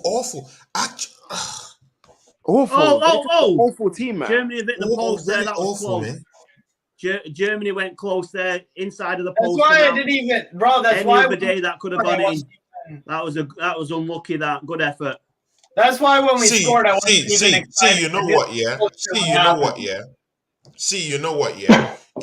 If Hansi Flick knows what is good for him, after this game, he should tender his resignation. See, if you know a good coach, at least be a very, very honorable coach. I love Martinez for what he did today. Like, if you're not that good, I respect it. Absolutely. Roberto I Martinez respect is it. not No, you know not a what? good Yeah, manager. you know what, yeah. My respect level for Martinez as a coach just went from here. He knew he couldn't do it anymore. So he was like, you know what? I'm gonna couldn't do it anymore. I might sacrifice some money, but you know what? Belgium. See, you know what? Yeah, place that call and just say, Belgium. I cannot do the job again. I am And I'll resigning. forfeit all the money. See, I got a lot of respect for him. Can't Gary Southgate do that, Tony? Get Tuchel for England, Poch for Belgium, and obviously Zidane's going to go to France anyway. No, you know what? I don't want to see none of these German players play ever again for him. Honestly, it's done. It's done. Hey, Tony. Give it to I think I'm someone being a else. bit harsh on Honestly, everyone from the DFA can fuck off. Go. Leave. Dickheads. But Hansi You know Flick what? is- The way we prepared for this tournament, you'd think we're the fucking chancellor of fucking Germany talking all this political. Ryan, Ubersports.com. Yeah, they've got Nigerians the new kit in for $22. Disgusting. What's that on? Ubersoccer.com. Uber. Yeah, I'll check it out. Nice one. I'm looking at it now, man. It's beautiful, man. Chelsea Dan giving the boys the stuff, you know. I hope it's not a link from the Prince of Nigeria. No, it's a proper website where they do like PSG kits. They do PSG Barcelona. Okay, I just wanted to confirm so that no one will go into a link where there's a print or something like that. No, it's a proper website. I'll put on it. Okay, Tony. Listen, I tell you what. Every time the Super Eagles bring out a kit, it smashes every time.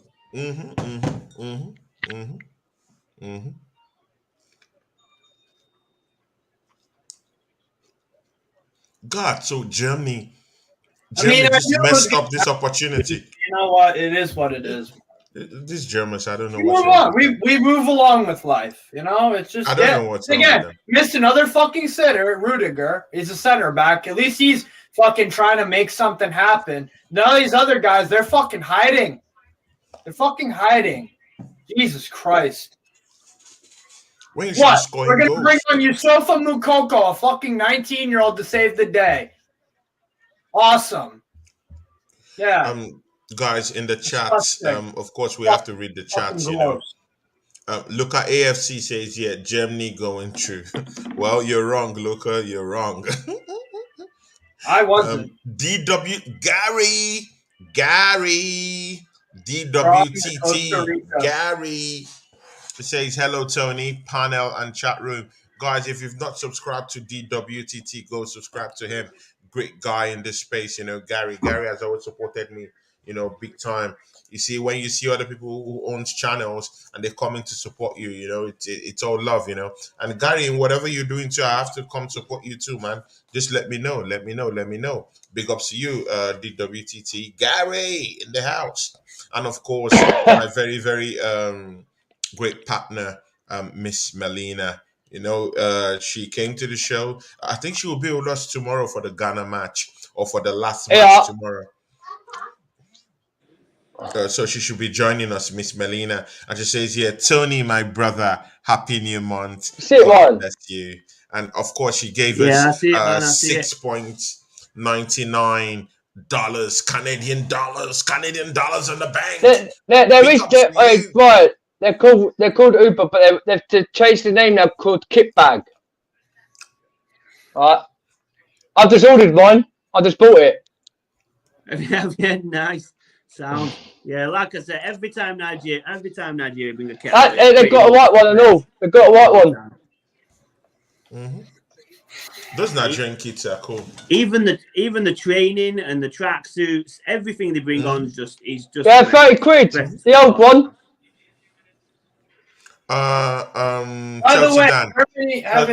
Chelsea Dan, please. I don't want them to tell me there's an advert on this show, so please. What? You won't get banned for that. Yeah. No, oh. YouTube will say that there's an advert there. Trust me, you don't know these people, bro. Hey. That's not an advert. It's telling you it's a store. Yeah. I know, but they will say that it's an advert. Drop it. Anyways, quick stat for you. Germany haven't reached the quarterfinals since 2014. And when I tell you guys that this mentality of Germany is fucking shit, and then you say, oh, got all the, or when people say, oh, they got all these good players. Yeah, well, guess what? We're bringing on fucking Kai Havertz to bring on. The mentality of these guys is garbage. That's shocking. But it's Manuel Neuer playing in goals for him. What? It's Manuel Neuer in goals for him. Yeah.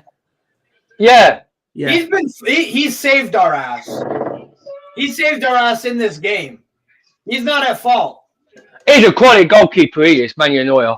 Brilliant, absolutely. That's who I would. No one wants BX to Gunner 81 says here, yo, Gary, Miss Melina. And of course, Miss Melina says here, yo, Gary, BX Gunner. Boxai Shaku says, hi, welcome on board, my sister, Miss Melina. Luca AFC says, great donation. Yeah, Luca, she's my backer right now. She is my backer right now. Han Bagav and the rest of them here. Chelsea Dan, who is also a member of my channel. Big ups to you, Chelsea Dan. Is a crest member of my channel, you know, and of course, a platinum lifetime member is also here, sitting down here, also a pundit here, and of course, it's no other person than Strasbourg, Steve, platinum member in the house, you know, Steve, my guy in the house. Ryan. Yo. Ryan. I think me and you, we have to do a members only exclusive show for the members. So you know, I'll be doing that on the Ryan and Claude show. Is that where we take our tops off? Yeah, something like that. So we'll just do it only for members. You know? Nice. What the fuck? Come on. Nice little special. What part are you from one? Then obviously. What part of London are you from? You said what? Danny, talk to me. Yeah. What part of London are you from? I'm from Manchester, my mate. Oh, you Manchester, yeah? Oh. He's from Manchester. It's not London, right? Yeah, I was I was going to say, because I thought he was from London. Can't you see he's all cleaned up? I was born in Manchester. I live in the northwest now, but I don't live actually in Manchester. But technically, that's where I'm from. But yeah, so yeah, I'm not. Did you think I was from London? Yeah, do I sound like I'm from London? No, because I was just thinking you was from London. Because I was just to say, because I had a bit of bad news Saturday with my cousin and that from Richmond. But again, he doesn't speak Cockney. No, but I know you don't speak Cockney, but no, these days in London, people don't have to speak Cockney. It's a goal! Spain 2, Japan 2! Oh my God. Costa Rica's 2-1. Costa Rica, I've just scored a goal now. See, it's game over for Germany. Costa Rica. Hold on. Costa Rica 2-1. We'll cut to Steve for his reaction. Go. I don't know. Steve. It's a goal! Go on, Tony. Chelsea, Dan, why are you laughing? Why are you laughing? You have your friend who's from a country that's been defeated, and you're laughing at Chelsea, Dan. Why? Why are you laughing, Chelsea, Dan? Why can't laughing about what? Why can't you show fair camaraderie to your friend here, Steve? Because I'm not looking for any of that. And you're laughing, Chelsea. No, Dan. I'm not looking for any of that shit. I'm not a fucking pussy. Dude, Chelsea Dan, then laugh. Chelsea Dan, laugh at this dude now. He's just giving you the license to laugh, man. Laugh at this, mock him off. I think Steve would probably want more USA to do anything than Germany than Poland. USA would beat Germany. They would. You can't lose to Costa Rica, and you can't. No. Fuck these guys. Who are Costa Rica? Who are they? They got smoked by Spain. They got. Oh my God. Oh wow. Wow. There's a V. Mentality check. You know, fuck this. Chelsea Dan, I'm going to. There's a VAR check on the Costa Rica goal. I don't give a fuck. Honestly, this fucking checks over it stands, losing. Yeah, we deserve to lose. I hope we fucking lose. Costa Rica deserve it. We've been fucking. Stop. Tournament. Spain are currently sitting in third. Japan and Costa Rica are going through. Spain and Germany are going out.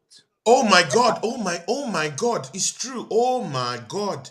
Yeah, no, it's not. I'm not. Why would I lie? Of course, it's true. Oh my God, it's true. Of course, it's Ryan. See, Japan will get out of this. Costa Rica with a -5 goal differential getting in over Spain.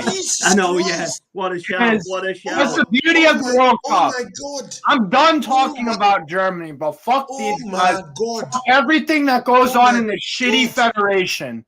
Fuck all of it. Let's make everything rainbow instead of developing a fucking striker, which we've been missing for 8 fucking years. Let's rely on a 19-year-old fucking kid to bail us out. Who thinks Spain's going to win the World Cup? Fuck all these guys. Who thinks Spain's going to win the World Cup? They don't look like they won it. Hold on. It's 2-2. Kai Havertz. Fuck. I don't give a fuck. Oh, yes, Kai! Good, Kai Havertz! Come on! Why won't you give a damn, man? Come on, nice goal from it's your country. Where's your loyalty, bro? No. They've done nothing to earn my loyalty or respect or anything. No, nothing. Yeah, but they just scored a goal. Ladies and gentlemen, good and okay. Going rogue. I'm going rogue. That's a lovely goal from Kai Havertz, by the way. He took it well. Nice little chip over the keeper. Sound goal there from Kai Havertz. Great goal. It's all well and good. We're going to lose to whoever we play in the round of 16. So it's irrelevant. I was telling someone. Why can't you do that for Chelsea? You have to do it for Joe, but you have to do it for does it against Costa Rica? He doesn't give a fuck about Chelsea, I don't think. I was discussing this with someone. No, he does, man. He loves Chelsea to bits, but it just I don't know what's going on with him for a minute. Yeah, I was right. Good goal. It was a good goal though. Little chip over the goalkeeper. Costa Rica will score again. Don't worry. Don't worry. Spain and Japan going through now because Costa Rica are drawing. Costa Rica will need another goal to go through. They'll get it. Don't worry. Germany don't disappoint, bro. Hey, what happens if Germany wins it? They go through and all, don't they? No, they've not got enough points. They won't be able to go through at all. See, I was discussing this with some people, and I was saying that Kai Havertz is a big game player. Beat the fuck out of Kai Havertz. Seriously, bro. Like he's a big game player. He's a big game player. No, he's not. He might be very, very inconsistent, but in the big games, he knows how to score goals. I think we should direct this at Chelsea Dan. Kai Havertz, does he step up in the bigger games? Nope. Yeah, it does. It does. Yeah, it does. Does it, Man City? You have to say he doesn't. He does. He did it against Liverpool last season. He did it against Liverpool. All right, he scored against Liverpool, and we beat him last season. And then he did it against Man City last season. Steve, now that's a Chelsea supporter there now. What did you win? No, come on. The Champions League? They won the Champions League. Come on, man. Against Man City? Great. One of the Premier League best team in the world. Hey, Chelsea, Danny, it's okay. We've heard it's the Champions League. Excellent. It's okay. Calm down. Excellent. Okay. What's he done since then? It's okay. What's he done since the Champions League final goal? Jeez. Score goals against big good clubs. Yeah, what have you won? What? Champions League. The season ain't even over yet, mate. He's won the World Cup for us. He scored the World Cup. Winning the World Cup for us last season. 3-2 Germany. Sané's put it in, and it's either been saved or it's at the crossbar. Muller, exactly. Muller from about 2 yards out. Muller needs to effort saved. I'm a fucking massive fan of Thomas Muller, but I'm sorry. Everyone in the chat and who are watching us down there. It's a save. It's a save. Hold on. Over. Muller's effort. It might not be Muller. Actually, it might be someone else. It's close range, but the save from the Costa Rica keeper is a quality save. Quality save. Ryan, it's not just the Costa Rica. It's Keylor Navas, man. This guy is one of the better ones in the world. And I disagree a bit with that. He used to be. Real Madrid. Again, I disagree with that. He was what was his second choice at Real Madrid or was first choice for a bit. He's gone to PSG. He plays one of the easiest leagues in the world. I don't think he's one of the best keepers in the world. He's won 4 Champions Leagues. Yeah, because of who he plays for. He played for what? No, Real Madrid, innit? No, he was the starter for Real Madrid for years and years and years. I agree up until now. He's still a very, very, very good goalkeeper. Yeah, Victor Valdez was a starter for Barcelona and was flying. Everyone said he was the best keeper in the world. Came to United, Premier League, was fucking shit because our league's better. Well, it's harder. It's a tougher league. Jesus Christ. If you're slightly weak, the game has gone south. That Germany and Costa Rica match has gone south, man. Bro, it's a tussle down there right now, man. They're jostling for the points. There's no point in celebrating Havertz's goal either because we need about 4 more. We ain't scoring 4 more. We keep missing these sitters. It's actually pointless.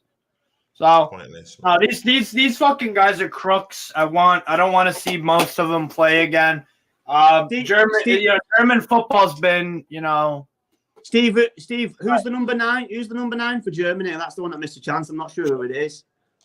Füllkrug. It's his second ever game for Germany. So is he an actual striker? Yes, he plays for Werder Bremen. He's got 10 goals in the Bundesliga. He's a good player, but yeah, I can see now. You're relying on a 29-year-old making his World Cup debut to score you with the important goals. That tells you that you as a nation have fucking failed. Is he 29? Yeah, I don't even. He's a late bloomer. Tony. I've never. Tony. Yeah. I'll be 5 minutes. Just on the phone, all right, to my auntie. I'll be 5 minutes. Would literally be like no worries, Dan. No worries. That would be like England relying on kind of like the Jamie Vardy situation, isn't it? He was a late bloomer. That would be like Foden playing as a false 9, and you have no other option, or you have an old Mueller playing false 9, or you have a guy like Jamie Vardy. Man, guys, instead of a Harry Kane. Germany should be producing strikers the quality of Harry Kane. France do it, Spain do it, England do it. It's called this federation is fucking woeful. We're too worried about politics and brainwashing our players to become politicians. No. Play fucking football. That's all anyone cares about. Steve, Germany as a country isn't really known for the strikers apart from two that they've always had. Klinsmann and Rudivola, who are closer. Okay, who again? Gerd Closer. Mario Gomez. Mm-hmm. What are you talking about? We don't have good. No. It's not. It's not like there's a wealth of strikers like historically in the German league. Just named 5. I know, but most of them didn't even. Most of them, but no. It's true. I get that, but what I'm saying is that these are generational strikers you've just called. It's not like they were all up in the teams in Germany or whatever. It was one in one generation. It's not like they have a cluster of strikers. Have one in one generation for strikers. This one is Harry Kane, and then you've got other decent ones like Ivan Toney, Callum Wilson. The problem with Germany is this: we don't even. Fine, even if I agreed with your point about that, we haven't historically produced tremendous strikers. Fine, even if I gave you that. Like in numbers, you've had tremendous strikers, but I mean in numbers, like in astronomical numbers. We should have a better backup striker than a 29-year-old debutant, Niklas Füllkrug, who played in the Zweite Bundesliga last year, the second division, who just came up. We should have better options at that position. That's unacceptable for a nation the size of Germany. That is unacceptable when the fact that there are countries with better strikers, better backup strikers than our main striker. But Ryan, what's happening? Where's Timo Werner then? Where's Timo Werner? Ryan, oh my God, I can't. Ryan, it's not a striker. Not a striker. See, we've all been looking at Spain as at least one of the biggest sides. Sorry, to break it. Japan scored a goal, but it was disallowed. No, it's 2-1 Japan. Yeah, Japan just scored, but it was disallowed. It was disallowed. Guys, please, I'm talking. Come on now. Let me put some decorum. Chelsea Dan, do not interrupt me, man. Come on, man. Okay, now listen, guys. See, Ryan. Yo. What's up with Spain? They just... What's up with Spain? How can Japan be running these guys ragged? Because Japan are a good team. It's time to give them credit. To me, in my opinion. Ryan, talk us through that, man. I think, Steve, you're being overly nice. Japan have got a sound squad, but a team like Spain should always be beating Japan. Well, Germany should too, but Japan have done it twice. That's the problem, bro. That's the argument I'd pose to you. They've beaten two arguable top footballing nations in the same tournament. Yeah, so now is it that the Japanese team is that good or the opposition has been poor? Which is it? Okay, here's my opinion. The opposition has been poor. They've been poor. They have played into Japan's strengths. What did I say before the game started? Japan will press like demons. And what does Spain like to do? They like to pass it all over the place. What's going to happen during the game? Oh, I know. Spain are going to play around with it at the back, and Japan will press. like demons, and they will eventually take advantage and exploit that. Spain have showed that they are a one-dimensional team with no not recognized number 9. A bunch of good players, yeah, but again, no fucking number 9. None. None. It's shocking, man. He chose to not bring in a Gerardo Moreno from Villarreal, and that was a bad decision. And it's also a bad decision that they can't play any other way. They're one-dimensional, and Japan, I picked them to advance in second place. They might even get first. They're a strong side. They are. In my opinion. For what the mainstream people expect of Japan, are they not impressing? Are you not impressed? Christ. No, I'm asking. I'm putting it out there. Germany. Germany. Havertz again. Kai Havertz, second goal. Don't matter. We're still out. Oh, Germany 3. Germany 3. Don't matter. Germany 3. Don't matter. Kai Havertz. And after someone would tell me that Kai Havertz is not a big game player. Yeah, he's a big game player. Where was he the first 2 games? Oh, no, but that matters. You're not doing this. That matters. Come on. That matters. Kai Havertz is not the German team. Wait, what was Billy Gilmes at Brazil? How come he don't get picked for the team? Don't talk like that, Steve. What do you mean, Steve, come on, man. Chelsea Dan, have you seen that Havertz? Why are we in this position? Why are we in this position? I'm watching the Spain game. Havertz has scored again. He's got Germany's first, so that's 2 goals for him.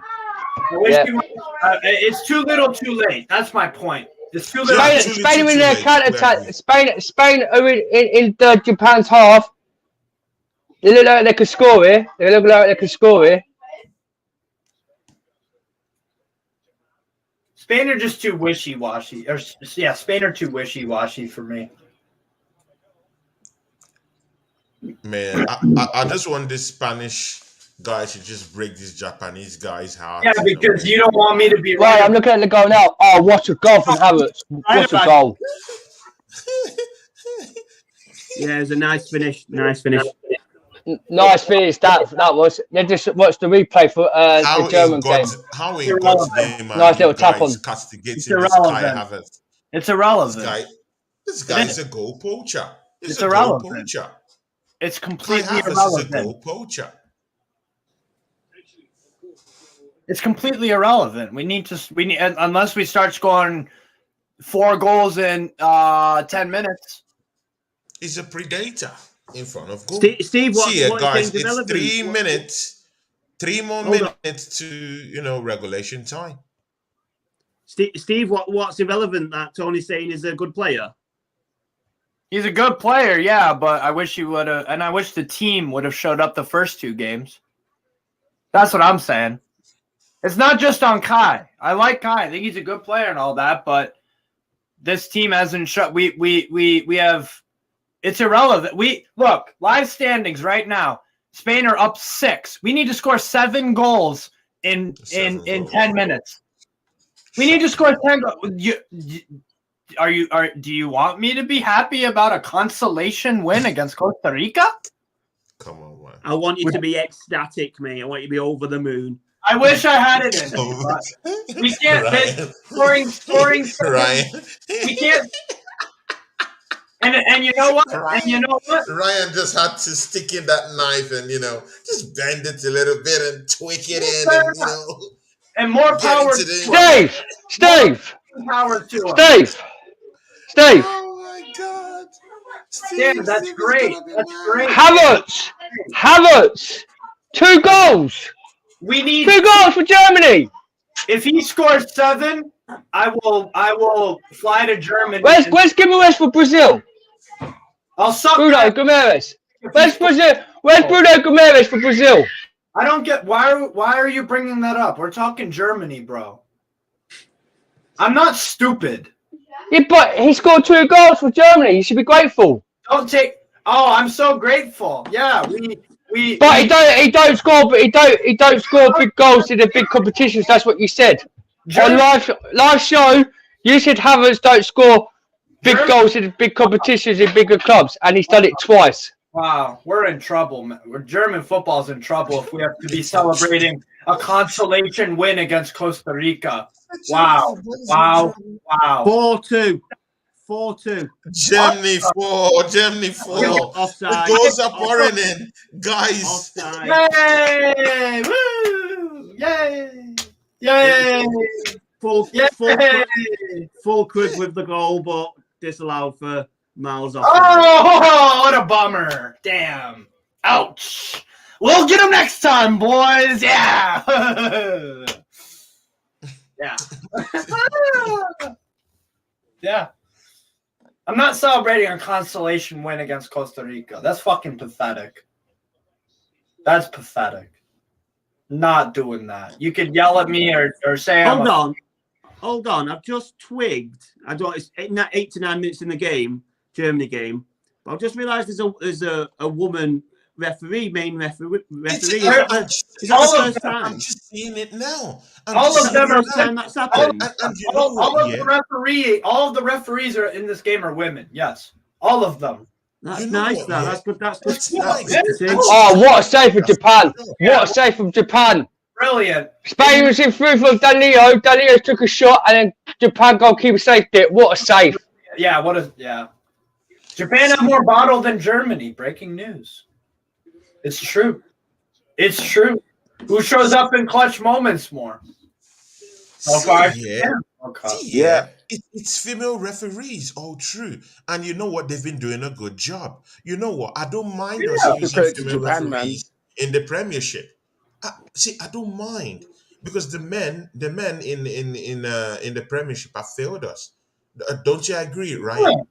Yeah, I 100% agree. Yeah.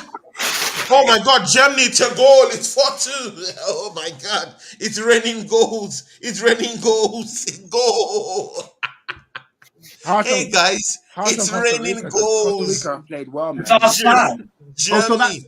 That's the offside goal then that VAR's given it. Yeah, it's offside. I thought there was offside. I thought it was a mile offside.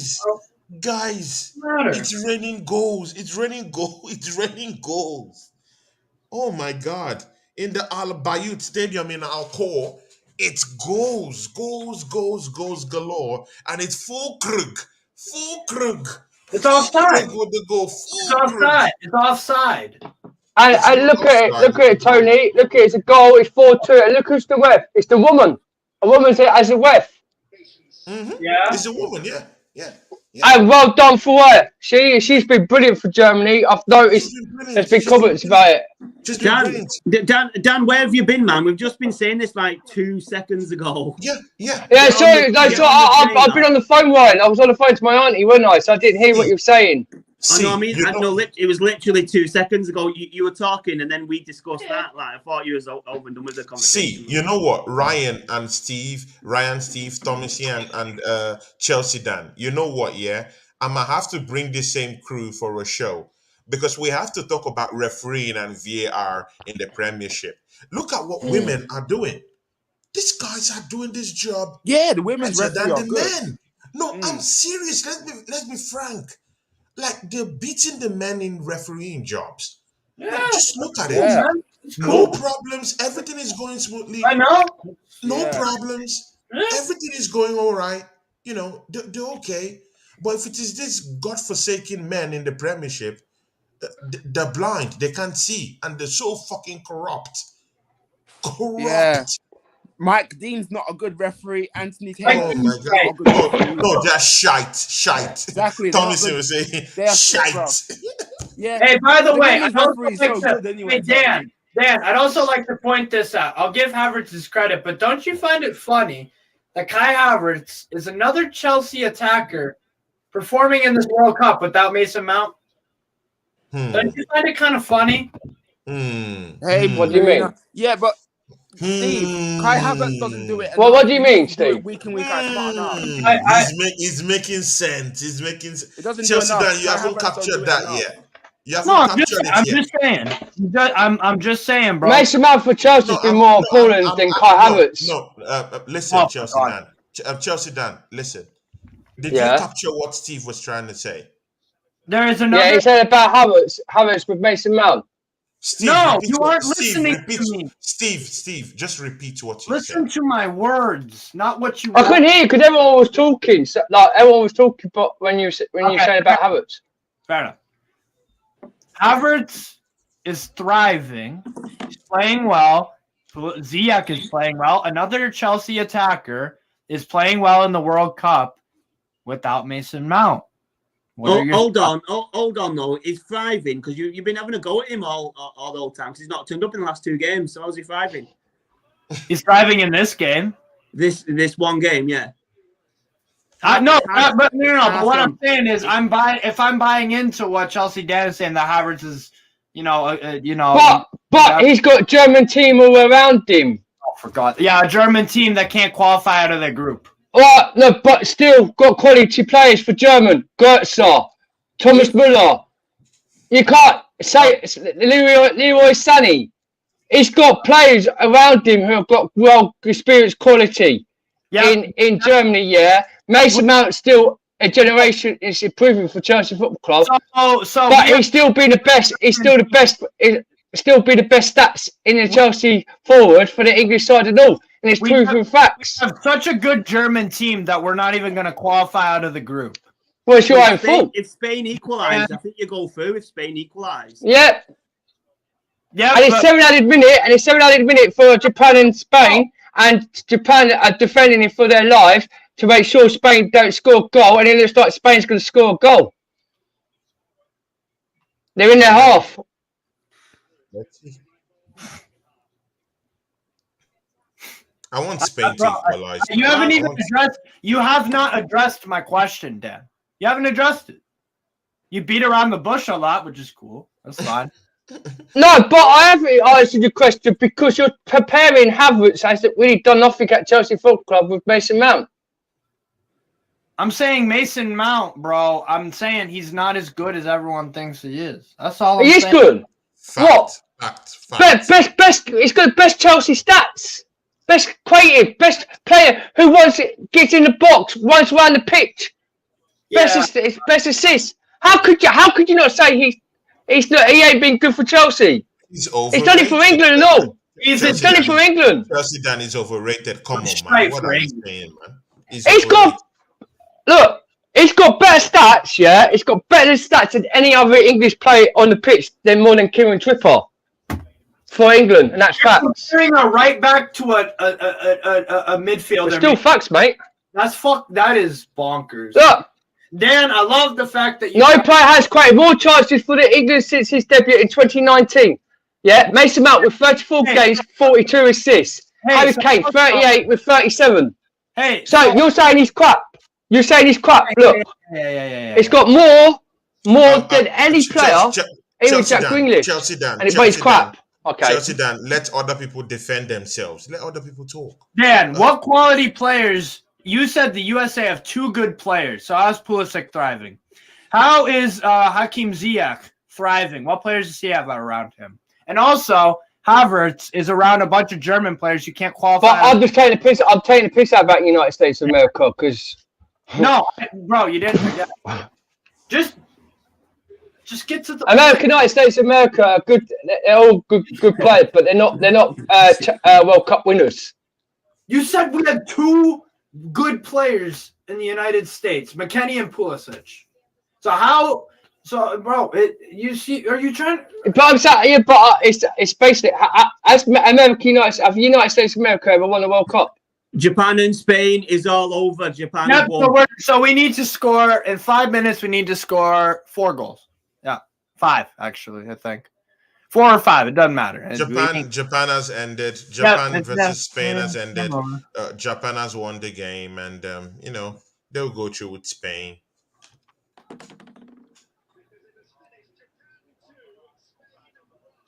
Yeah, this German team's dead as fuck. Wow. All of them. Man, I can't believe this, man. I mean, what did you see from Germany? I didn't know Miss Melina is in. Tony, by the time you let me in the stream, it would be the 2026 World Cup. I didn't know. I just saw a chat from someone. Big up, Miss Melina. Sorry from Melina, Canada, you're mate. welcome. Sorry from I've Canada. seen- It's okay. We're going home with Germany. Don't worry. We're going home with Tony Rudiger, Kai Havertz.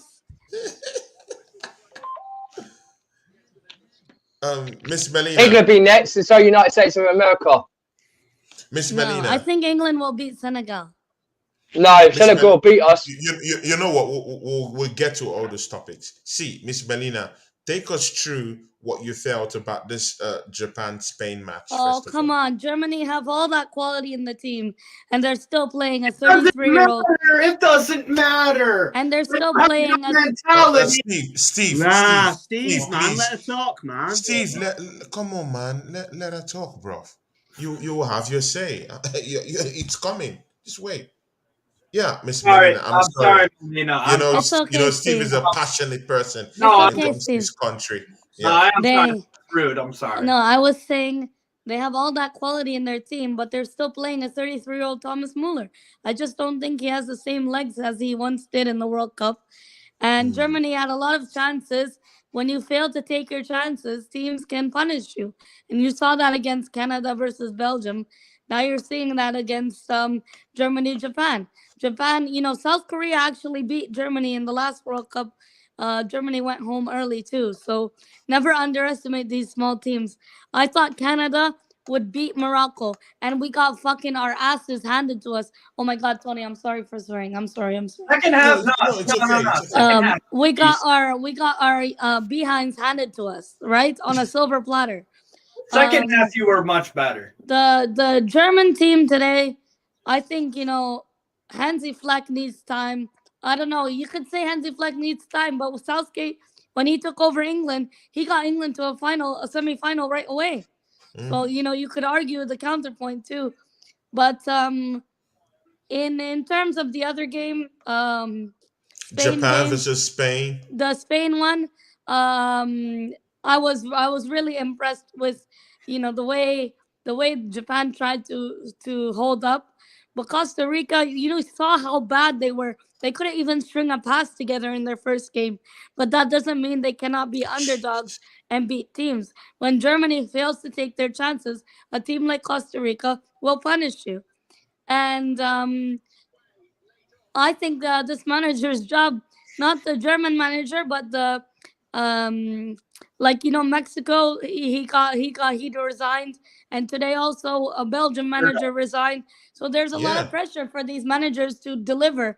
And Germany, they already have a World Cup, so I wanted them to go home. No disrespect to Steve, they already have a World Cup. None of these players deserve it. But you know what? Manuel Neuer is supposed to be the best goalkeeper that we've seen. One of the best goalkeepers we've seen. He was But not I think today. he's fast. Yeah, he wasn't up to par today, and he just got. He wasn't. He was part of the solution, if anything. He made great Yeah, saves. he made good saves. But you know what? Today, shout out to Gnabry, ex-Arsenal player, but I just felt the players were too quiet today. They should have delivered. And if you're playing on the big stage, you need to turn up. And as a team, I felt they did not turn up and they didn't perform. We turned up when we knew we had nothing else to do. And we kept considering. Steve, you have more kits in your house than the Nike shop near my house, bro. Yes, I do. Is a collector. He collects all this stuff. Yeah. That's cool. I'll bring you in here, Ryan. Please, please, I don't want any interruption, please. Everyone will get their own space. Miss Melina, you'll come back too into lots of questions, up here to answer. Ryan, take us through what are the ramifications of what just happened this night. So, what are the realities of what happened this night? 2-1 Japan, Germany 4-2. Japan just keep turning up, man. They get the questions have asked from them, and they seem to have the answers all the time. They've performed well in the World Cup up to now. Obviously they've got the knockout stages now, and obviously anything can happen. But I won't surprise me if they went another round. They've played very well, and obviously then you're looking at Germany. There's going to be an inquest. It's the second World Cup on the bounce. They've not qualified from the group stage. It all went downhill since Özil stopped playing for them. I think that might be one of the main issues. I think that like they're surrounded in. It seemed to be surrounded in politics, the Germany squad, and I don't know whether they've got something like that's looming over their heads or there's too much pressure on them. I don't know what it is, but they just don't.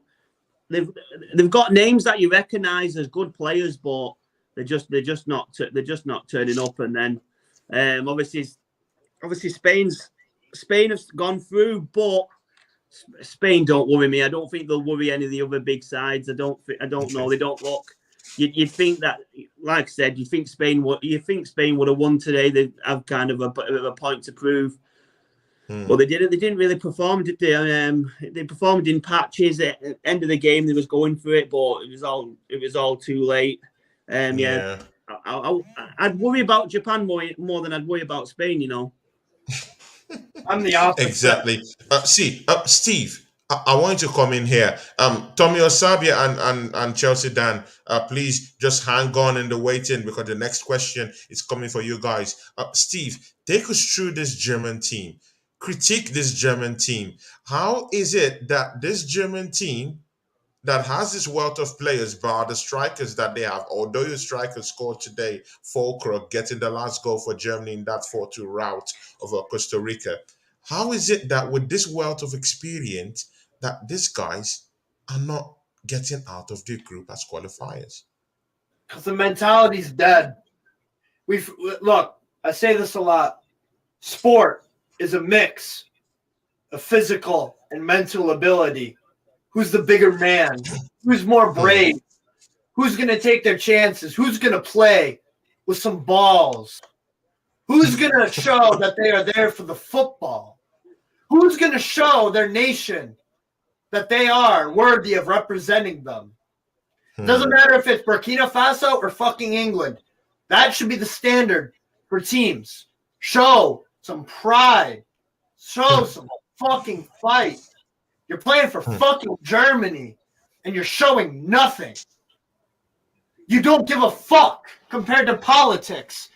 Germany as a whole is ruined because of politics and this bullshit. They're too focused on making everything rainbows, everything fucking this and that. We can't develop players like we used to.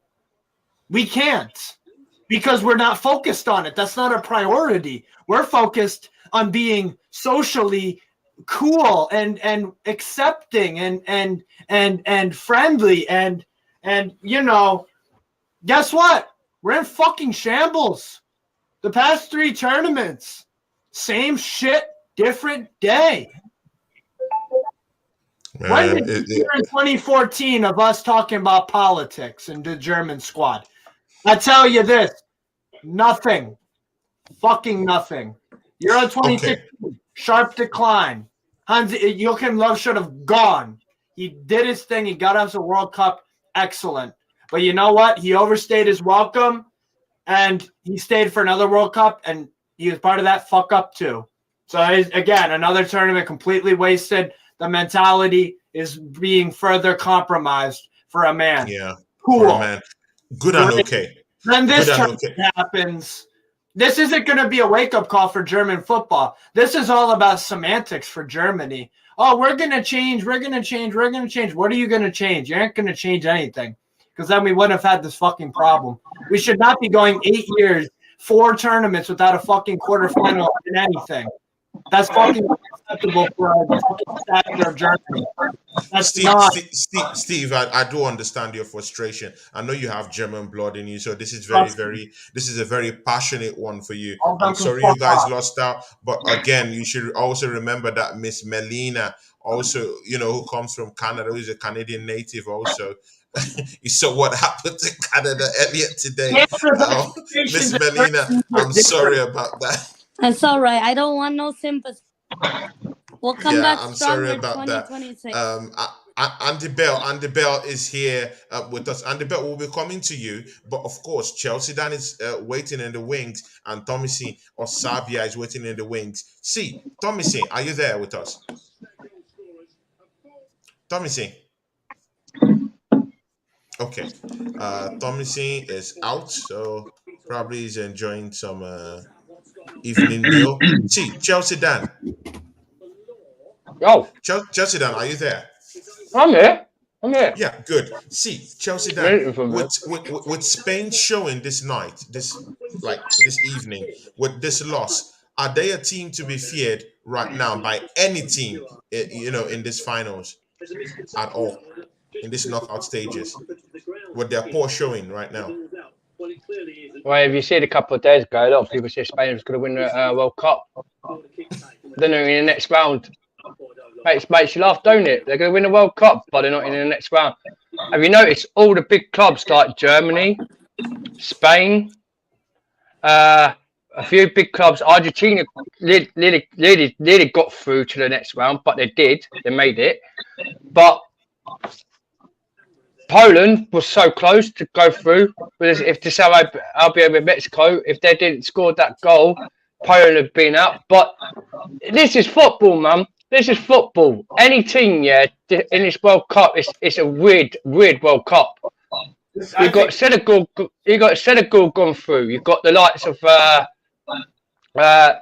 teams of Group A gone through. It is so strange. It's so strange. And Japan, I've watched the game. They were outstanding. They dominated Spain. They deserved to win that game against Spain. Spain just looked like they went with it today. To their game, and it's this World Cup. It's weird. I could think anyone could win it. Japan. Honestly, true, Tony. I think Japan might win the World Cup. Are you serious? Are you serious? Yes. Yeah. Yes. You know what? I will just ask you, Andrew Bell, chime into it. Chelsea Dan just said now that Japan could actually win the World Cup, and I have some of the panel actually saying yes. What do you think, Andrew Bell? Chime in on that. If you're still in it, you can win it. I mean, if they've beaten Spain, I'm a big fan of the Spanish side. The problem they have is scoring goals. I watched a little bit of the first half. That the ball, I think he's going a bit far, saying Japan dominated the game. The first half, Spain dominated. But they could make it at the end of the day. If you're in it, you've got a chance to win. If you can beat Germany and Spain, Germany showed today, as much as it pains us to say it, when they do go forward, they can hurt sides. It's the other bit of the game that they can't do. I totally agree. You know what? Yeah, I want to run back this topic that all of us all talked about. It also affects someone is listening to commentary and it's coming into the stream.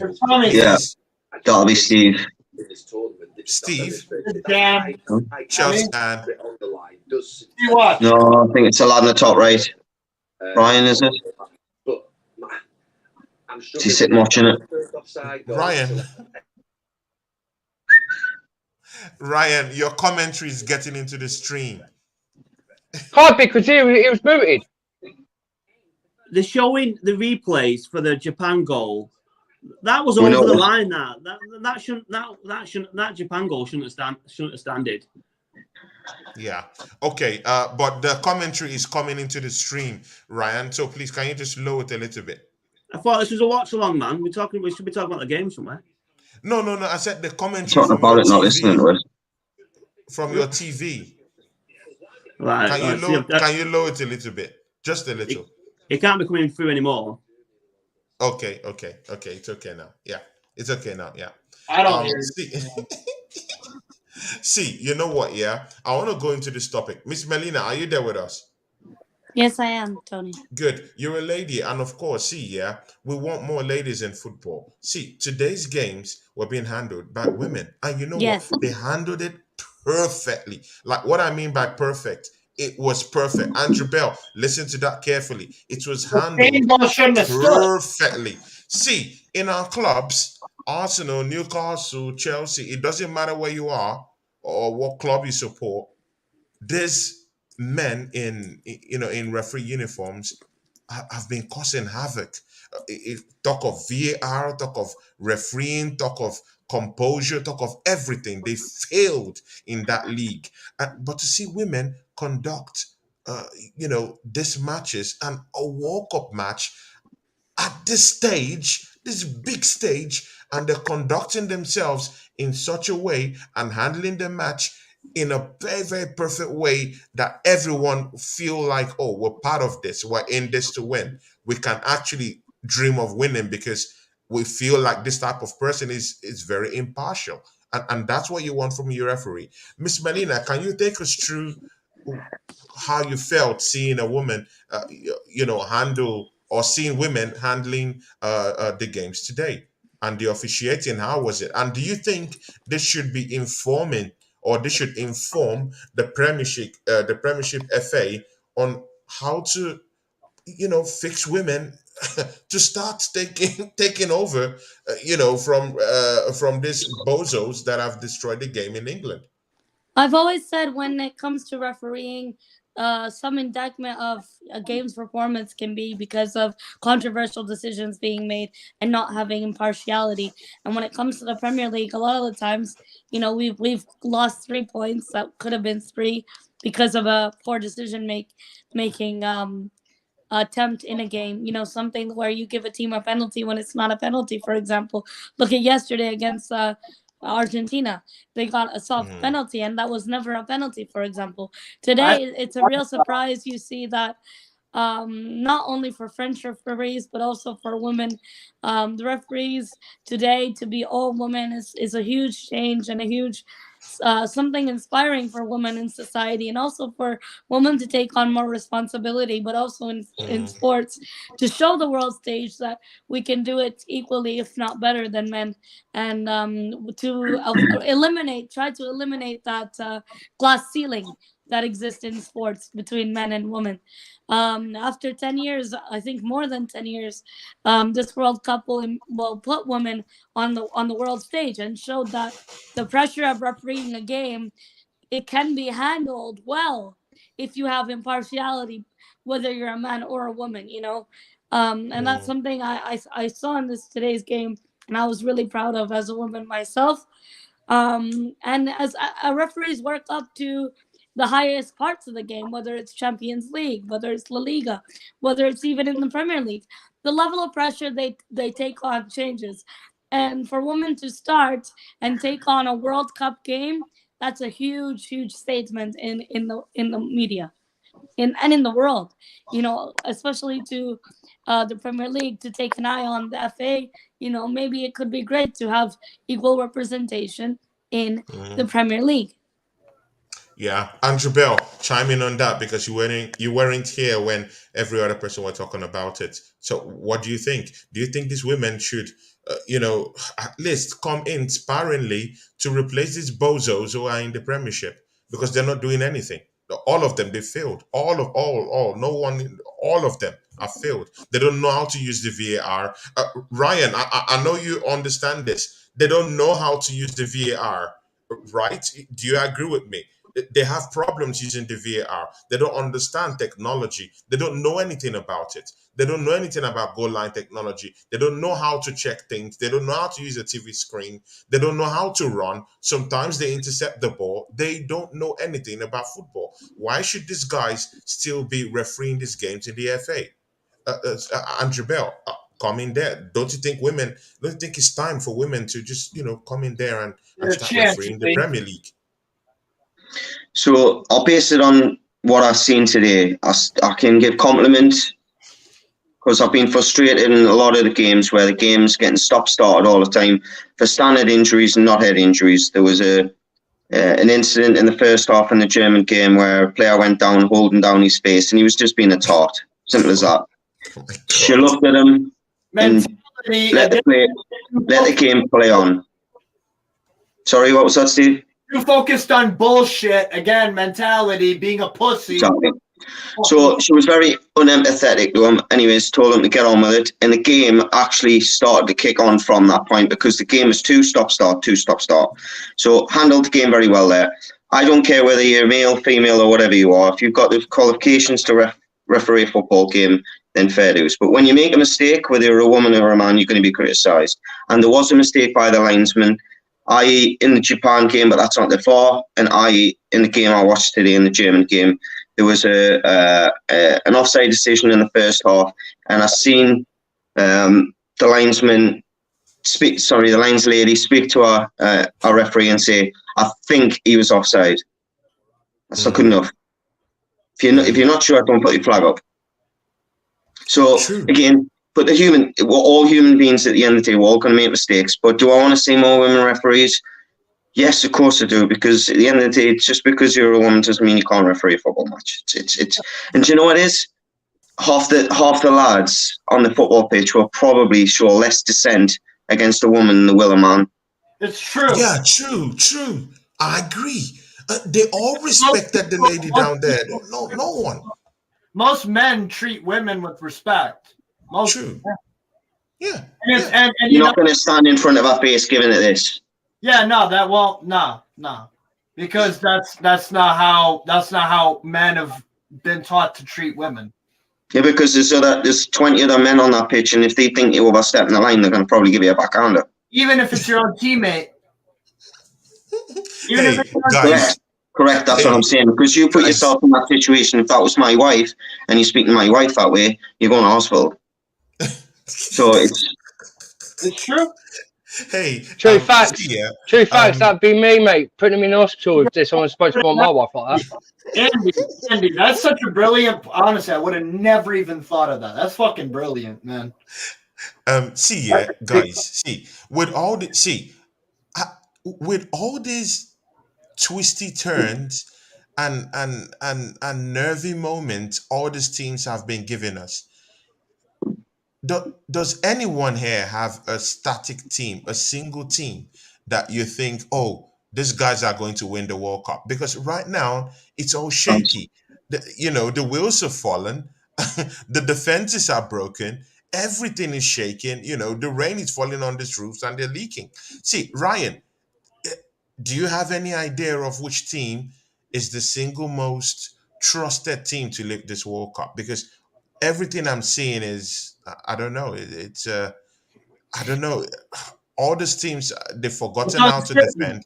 They've forgotten how to play. They cannot score goals. They can't defend. Like, which team stands out for you to win this trophy? And that question will go to everyone. But Ryan, please start up. At the minute, I can't see. I don't see past France at the minute. To be honest, I feel like they've looked the better side. I feel like they've got. I don't know if they've got better players or just that they play better together. You can't discount. Obviously, they've got Mbappe, who on his day is world class. And even Giroud just popped. He's a machine in front of a goal. Loves to pop up with a goal. And then they've got good players and they're playing well together. They've got a manager that they've had for quite a while as well, which always helps. It helps, especially the fact that he's a good manager as well. So France for me at the minute, unless there's an upset, which they can always be in football in general. But I would say France at the minute. France. Chelsea, Dan, chime in on that. Same question. Which team has stood out for you, in this championship, man? Which one? Because all of them are all vouching. Even France have their nervy moments. They were beaten by Tunisia, innit? France. They were beaten by Tunisia, right? Yeah. They were beaten. They're still out, though, innit? They're still out. They still got knocked out. They still got knocked out. Tunisia might beat France on the day, but they still got knocked out. So France weren't worried about that result. So to you, Chelsea Dan, who is going to win? Who is? See, I'm not saying who is going to win, but I'm saying which team do you think has a strong enough team and has performed right now that you can see that have a shout on that trophy? Not necessarily who you think would win, but who you think has a better team, who scored better goals, who've defended properly. Who do you think at this stage would win the trophy for you? Brazil.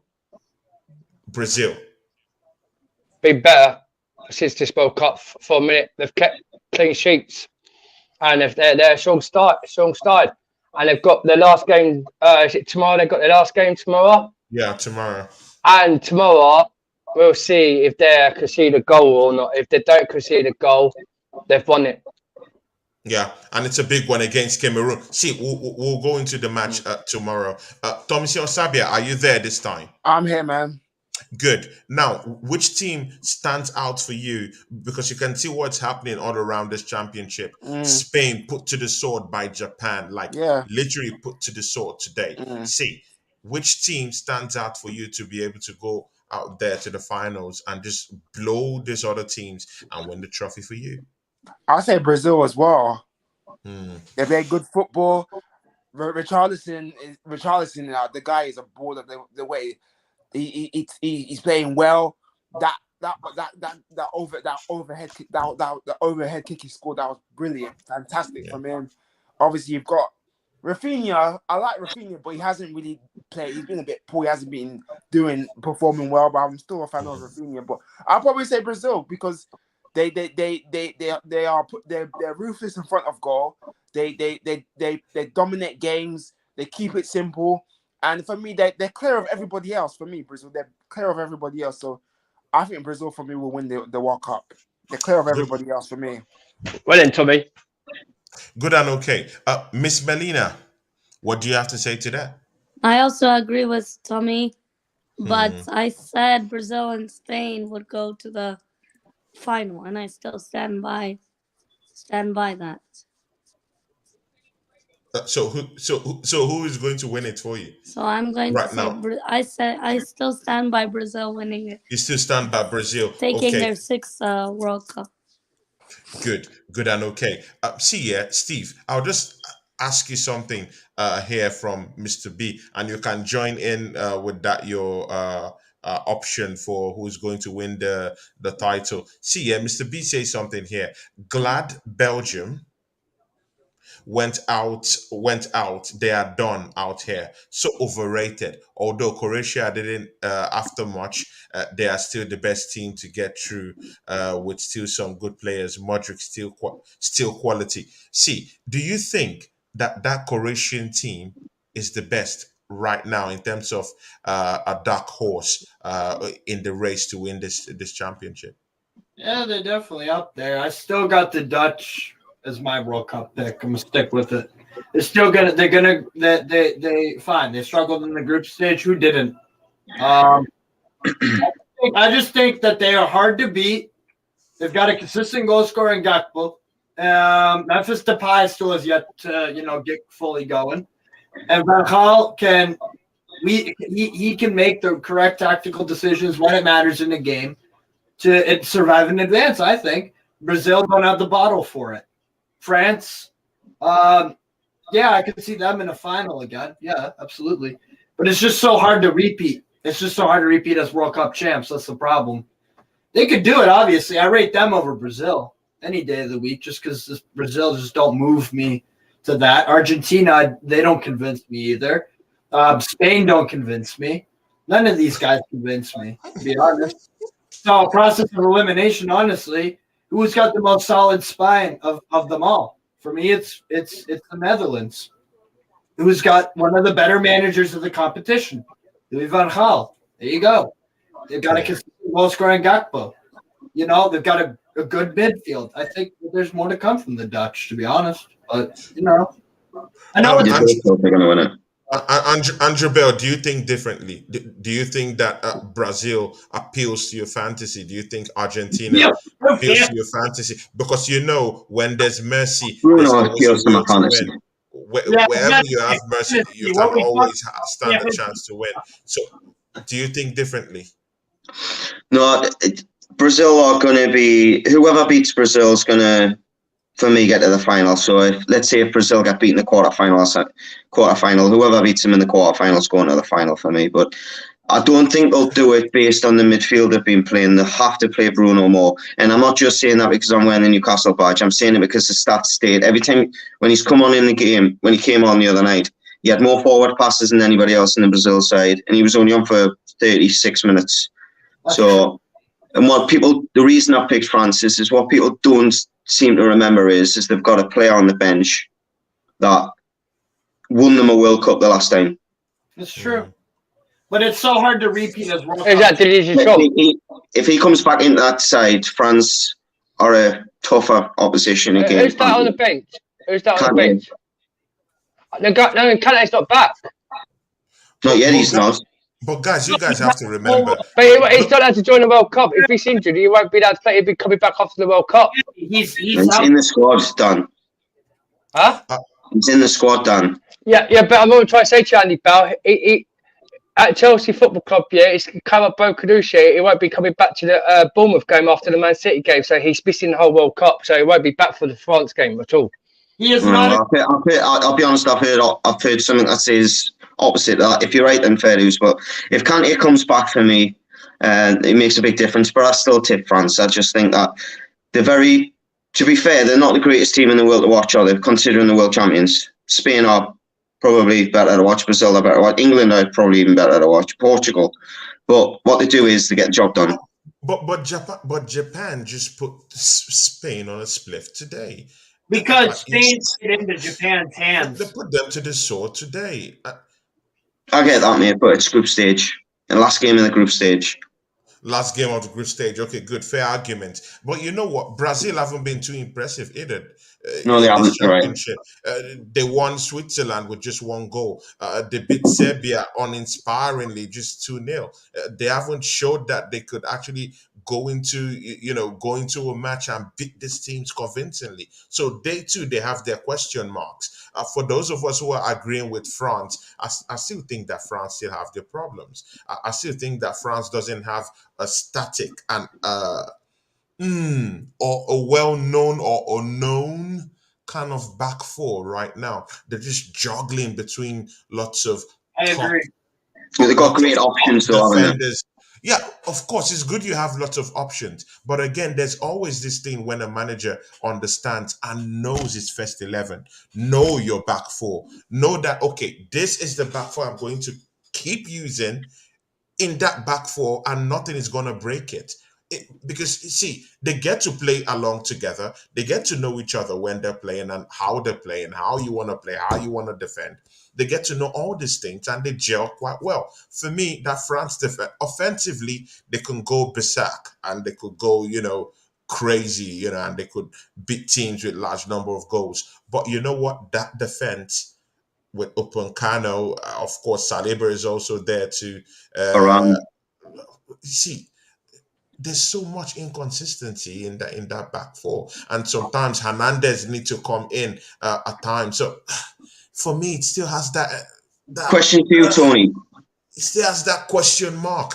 And when they meet a team that's very, very solid and know how to cause constellation around defenders, trust me, they will rip that defense apart.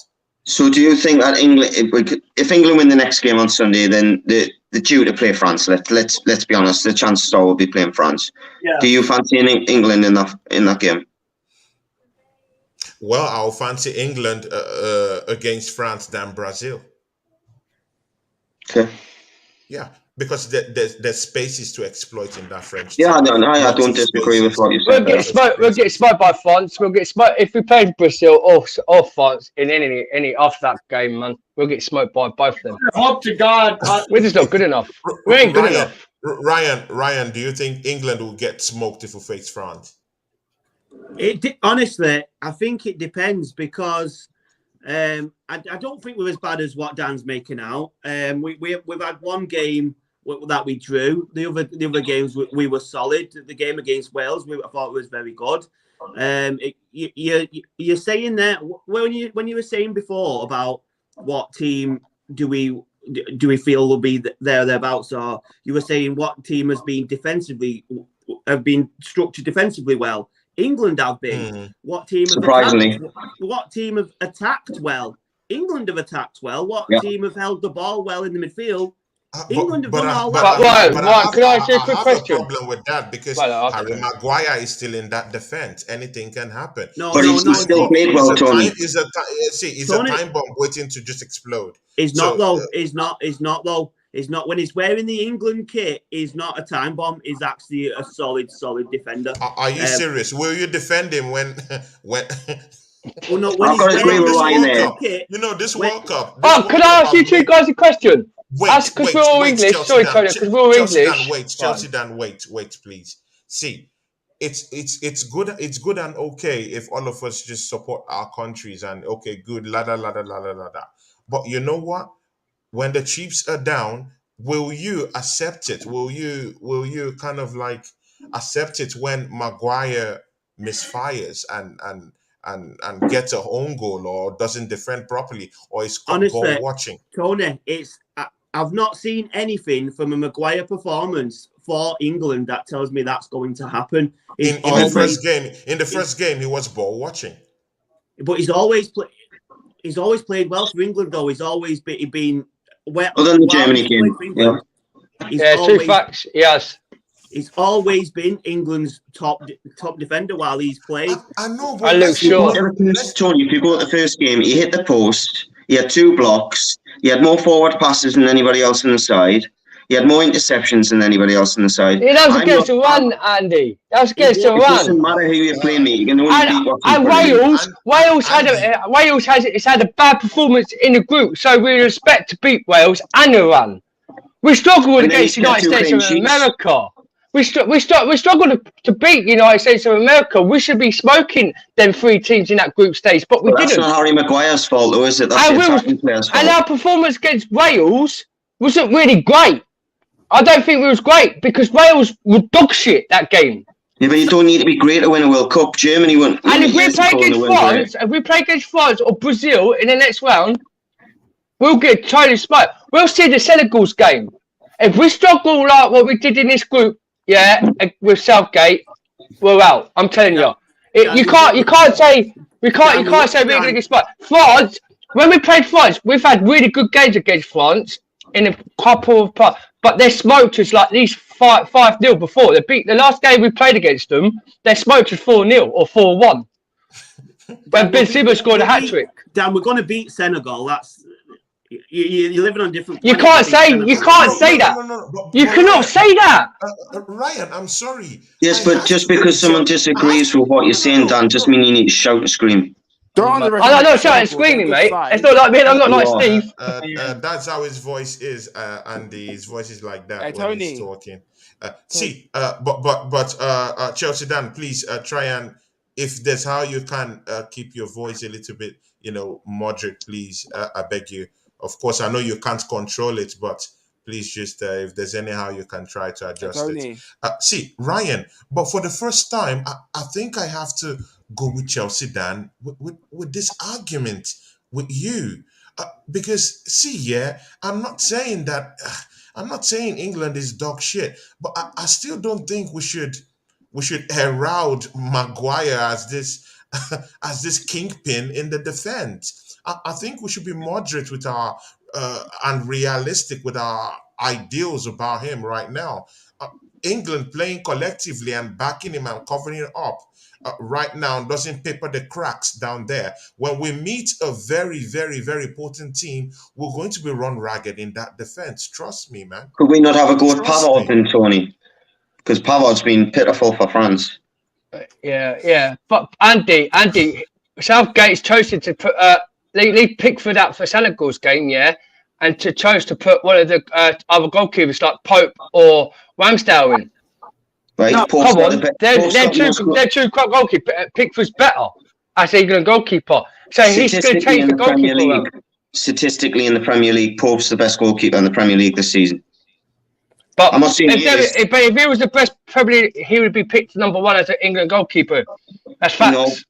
I mean, not really, because then you can say Edison would get in the Liverpool side. In the Brazil side. Who? Edison, that plays for Man City. Edison's much better than Edison. Based on what? It's world class, best goalkeeper in the world. Better than Edison. I agree with you, but what I'm saying is statistically, Man City's above Liverpool in the league, conceded less goals, I believe. Wouldn't Edison then get in the team ahead of... it's not Alisson's fault. Their defence been shot this season. This is what I'm trying to say to you. Pope has conceded less goals than Pickford this season. So therefore, because Pickford hasn't hardly played for Everton. He's been injured for Everton. Who? Pickford was injured. He lost 3 or 4 games. 2 games. Well, I think it was about 4 games he missed, and then he came back. All right. So he's played 15 games, 13 games. Yeah. And he's still conceded more goals than Pope, who's played 17 games. So what? So if that's the case, What's your argument? Yeah, but what I'm trying to say to you, if that's the case, yeah, Pope should be playing in Pickford, then, isn't it? Mate, he's got to rotate his That's squad. okay. I'm with you. Pickford for England's above Pope. But what I'm saying to you is, Might you put can't a be better saying, goalkeeper than what are you Pope. paying Pope for? Because Yeah, Pickford, when he plays for England, he plays better. Better standing Yeah, because he's goalkeeper got for better England. quality in front of him, that's why. Okay, Well, okay, I know, okay, good. I still, well, that man. Okay, good. No problem. I'm just saying that we should just be careful with this Maguire stuff. You know, let's don't I'm big not him a up. Harry Maguire fan, Tony. But you've got to give Let's us don't credit big where him it's due. up. Don't big up. Tony. If I have Maguire, Tony, he plays better in the England squad than Man United. See, You can tell how he He's plays. not He good. doesn't play for Man United. Look how good he is at England. Maguire's not good though. He's not good. No, But he's look not. how he's not good. But look at how he's doing at England. He It does doesn't it. He matter. does it best for us. Okay, I bet guys. the He does it. He Guys, plays better for England than the Man United squad. Okay, Tomorrow- okay, wait, tomorrow wait, should be wait, in that wait, team. wait, wait, Tomori should be wait. in that team for me. He should be in that team. Tomori is best in a back four, though, not a back three. That's Yeah, what back four he's best. Tomori. Maguire is not good. Tomori's He's not good nothing. enough that for a minute. He ain't at England's level. Why is Dan Burn not in the squad? What Maguire is. Come on, man. Stop. Why is Ben Lay White off- not in the come on, squad? man. Lay off the weed, man. He's not good. Ben White's gone back to England, isn't he? Yeah, he's gone back Come to on, England man. now. No, stop. Come on, Maguire is Stop. shit, bro. He's not Dan. good. Dan, Ben White just left because of a family issue. Yeah. Well, he just had with the family issue. Yes, we know. But if he did have a family issue, right? Why did he not get picked as a centre back? Because Southgate's a fucking idiot. I don't know what. That's why. What? Southgate is not a Who's good better, manager. John Stone or Ben White? Sorry, what was the question? Who's the better centre back, John Stone or Ben White? John Stones all day. Center. Thank you. That's John John Stones is much Stones. better than Ben White all John day long. Stones That's is why clear of him. John Ben- Stones gets picked. I don't like Ben White at all as a center back. As a right back, he's been brilliant for Yeah, Arsenal. that's a right back. Yeah. Absolutely brilliant for Arsenal. Why don't you like him as a centre back? Why? Because his decision making is terrible. Yeah, true. It's Oh. terrible. He's not. Yeah. No, he's I'd not. rather John Not a Stones. good center back. I'd rather Not John a- Stones next to Ben White than Harry Maguire, who's a clown who can't defend to save his life. Let's get that straight. I want to say if Ben White can't, Tommy, if Ben White can't play centre back for Arsenal, what you may think he's going to be good enough to play centre back with John Stone as at England? Yeah, he's good Because enough. Saliba's better than He's him. good He enough. ain't good enough, man. He ain't good enough. Saliba's Stop brilliant. Sincerely, what is even Stop shocking picking me up more? Maguire. Maguire What is even shit. shocking me You're more picking is him that up all the time, Dan. Stop picking What up is Harry even Maguire. shocking- He's not that good. I'm not picking up when Harry Maguire plays for England. He plays better for England than what he does at Man United. It's He true does facts. okay. I could play. No, he doesn't. He does what he's well. He does okay. It's world class for them. World Cup, Maguire, World Cup. What are you I know. saying? World class. No. Yeah. Oh my these guys are God. waffling. World class. You guys are waffling. Tommy, he's kept the World most class. successive clean sheet for the England, yeah, World class. in Oh history. my For days. Okay. He's Guys, a wait. bum. Harry Maguire is a bum. World class. He's not on Van Dijk's level. He's not on Varane's level, Saliba, Fofana. He's not on that level. He's not on Upper Meccano's level. And you're saying he's a world class. Van Dijk's been different sacked bloody before. international Van Dijk's players. He's not good, bruv. He's a He is bum, good. man. He ain't bum. Oh, So for the last 3 games, Tommy, He's done If he was a- okay. Hey, Okay. Tommy. why am I getting mooted for? Why am I getting mooted? Not these, but Hey, Tony, hey, give me a hey, second. Tommy, Harry Tommy. Maguire, right? The last 3 games, look what he's. Chelsea Dan, wait. Just wait. God's Calm down. Just relax. Relax. I don't get moved, but no one else does. Right. Here's a question, Tony. I just muted Tommy and I muted you because other people have to talk. It's not just you two, man. Come on. Yeah, Andrew Bell.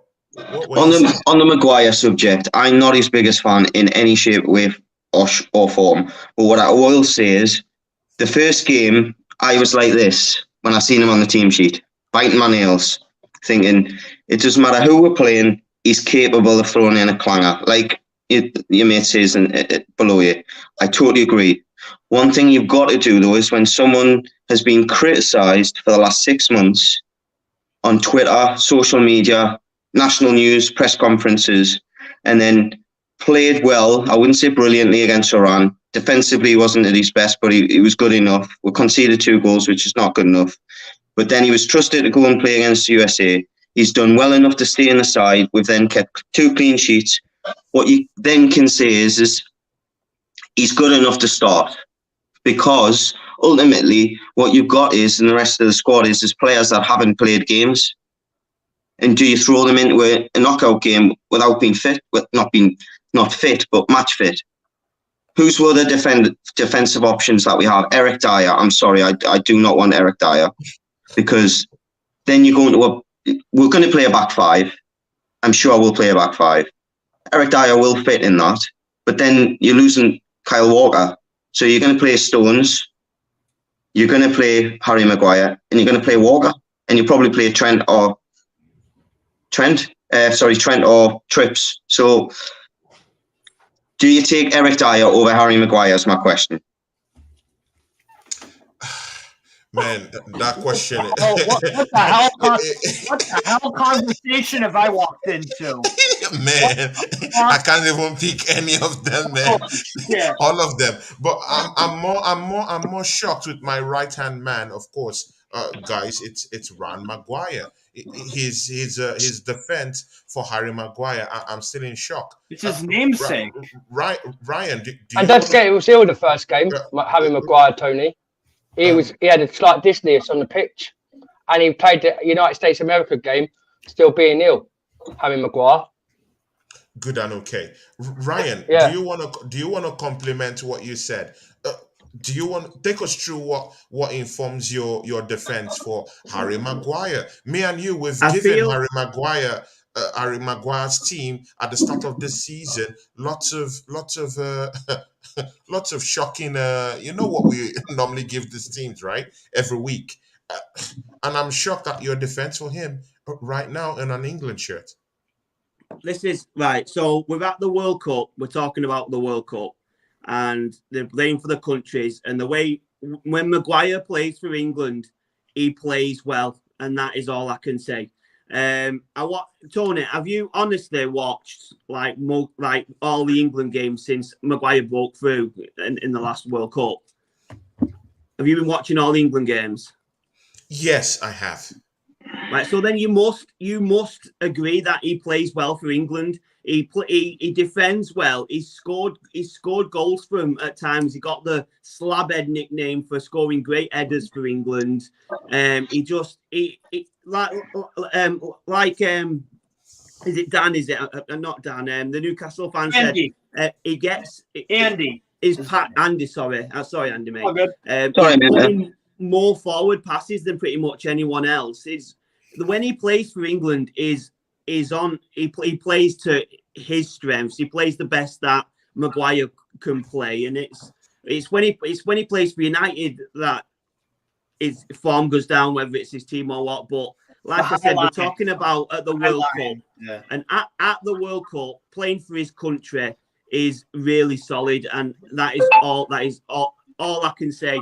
If we was talking before the World Cup, should he get picked? It's a different conversation because he's not playing for his club team. So I would say no. But now he has been picked, and I'm English. We have to stick behind the players, unless they play garbage, right? I won't stand behind me. Like Steve, if my team doesn't turn up, I'm not going to stand behind them if they play shit. But Maguire doesn't play shit for England. He just doesn't. He turns up when we need him to. So that is why I'm supporting him, because he plays well for England. His worst game he's ever had for England was a friendly against Germany. Okay. Yeah, okay. that's Steve, one game. Steve, where are you in this conversation with Maguire? Is he a Superman for England, as everyone I don't thinks? think anyone No one's saying he's Superman, Tony. I gotta say, first, that's your first mistake. That's your first mistake, Tony. No one said that this guy is fucking Maldini. What I'll say about Maguire is he's absolutely shite for Man United, and he's pretty decent for England. He's pretty decent. Yeah. That's all.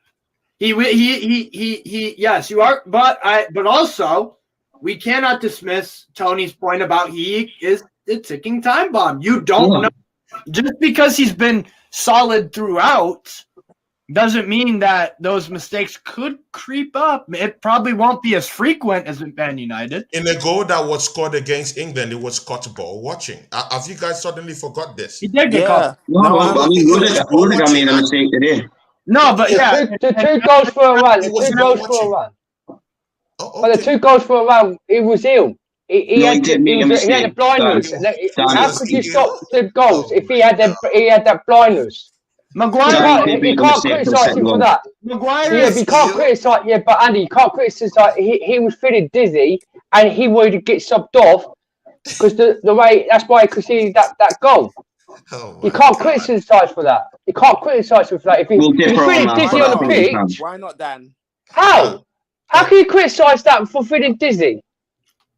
He had like a head injury or something. How can you criticise him for that? This conversation is circular. We're just gonna be going in like a Yeah, no, but We're I saying know, what- but Steve, what I'm trying to say to you, but the goal for Rangers who scored, you can't criticise him for having a head injury and he felt dizzy. You can't. If you're feeling dizzy and you don't feel good, Okay, you can't. okay. You shouldn't be You're not playing going to tackle, aren't you? concussion. Is that what you're saying? You should have stopped the game. Yes, Head injury. Should have stopped the game. Said, ref, absolutely. I'm not right. And that's Look, I just But he did say that before to But that was Southgate. 5 minutes before. He then stayed on, which then led to the error. That's what we're trying to say. and We're that's not but clamoring him for the error. We're just saying the fact is he made an error. that is and Yeah, that's yeah, fault. That's Southgate's fault for not recognizing that subbing off, and that's ultimately yeah. It's Southgate's fault. That's what I'm saying. You can't. tell you why England are not going. I'm telling you right now, if England Netherlands, Louis van Gaal would make a decision in that game that changes it to get a positive Netherlands result, whether that's a 1-0 deficit and they make a sub. Yeah, because Van Gaal's a better manager than Southgate. Let's be Exactly. real. Yeah. He's clear of it. Do you- And Van Gaal's a good Tommy, manager. And he's won Tommy, trophies and all. But like, Tommy, before we move on from this, because everyone will have to go, because me too, I need to catch a I'm gonna sleep go too. as well. I'm gonna have my dinner. Before we do you support this whole thing with Maguire stuff? Like, where are you on it? I Is don't it rate him. I don't rate him. And he's not good enough. He's a bang average player at best. And Yeah. people, I don't know why people gas him but Dan saying world class, like not on the level of I'm not saying he's world class. He's world class That's for the one England. that got me. I'm okay if Andrew Yeah, Bear for England, he's good for and England. and That's about Ryan, it. He's and okay Ryan at says different best. things, but Yeah, no, Dan yeah, man. said It's better than Ben world White anyway, and world Dyer. class. He's Come not on, better than man. Ben White. No. World class. Lay off the Come weed, on. man. He's better than Ben White. No, he's not. Tommy, he's not. much better than Ben White. No, he's not. Oh my God! You Oh see my the And he's God. better than What's this guy Dyer. talking about? Like Andy said, if you had Dyer in that over Harry Maguire, that's it. Our defense gets destroyed because I don't the rate. Dyer's. I don't rate Eric Dyer. I don't rate him either. He shouldn't. They're both. That's the problem that we've got. They're both clowns. There's no one better than Yeah. Maguire. A better Yeah. manager will take Tomori. A better manager. Poch will take Tomori. Tuchel, Zidane. Tomori? They will take Tomori. A better manager than this. Than Fraudgate. After the Okay, World Cup, okay. he has What am I to hearing? be Tomori. Okay, this Maguire case. Yes, he's in this is, Chelsea player, but he makes mistakes. sacked. Yeah, he's More made mistakes than anyone but- as a centre back. Yeah, And he gets centre-backs sent make off. mistakes, but Maguire, Harry Maguire don't do that. he's got a mistake in him. Maguire, he's got a mistake in him. What, one or twice in like 10 games. Okay. I bet. I'm not Harry Maguire fan, yeah, but if it comes to Tomori or Harry Maguire for England, I'll choose Harry Maguire I'm taking over Tomori. My Niger That's all guy, I I'm need to taking hear. Tomori. Chelsea, taking Tomori. Chelsea Dan, End you of. said what you want to say. Yeah, he's world class, good and okay. Can you take him at Chelsea Football Club? Yes or no? Can you have Harry Maguire since No, he's we're better than Tomori? Can you We're have talking him about at England. We're not Chelsea talking Football about Premier League. No, Tony. no. I'm asking you. Would you take him at Arsenal? No, definitely not. No, But they the are. one that- No, Does Man United want him? He's a world class Does player. Man United want him? I wouldn't take him at Arsenal. Nah, he's a No. bang average player. at best. You don't have to tell us that because you said he's a world class player. So will you For take him England. in For Chelsea? England, not the Premier League. For England. No. Then For what are you England. talking? No. A player cannot be world class for England. Name it. and Okay, not be a Tony. Name any other world-class centre player backs, outside yeah, England. to take What are you over. talking about? What are you Right, asking? Tony. Name any other England centre backs who will take over Harry Maguire. He says Tomori, and Tomori, no. Tony, you got to answer this, bro. To be fair, who is Come substituting on. Harry Maguire on this squad right Exactly. now?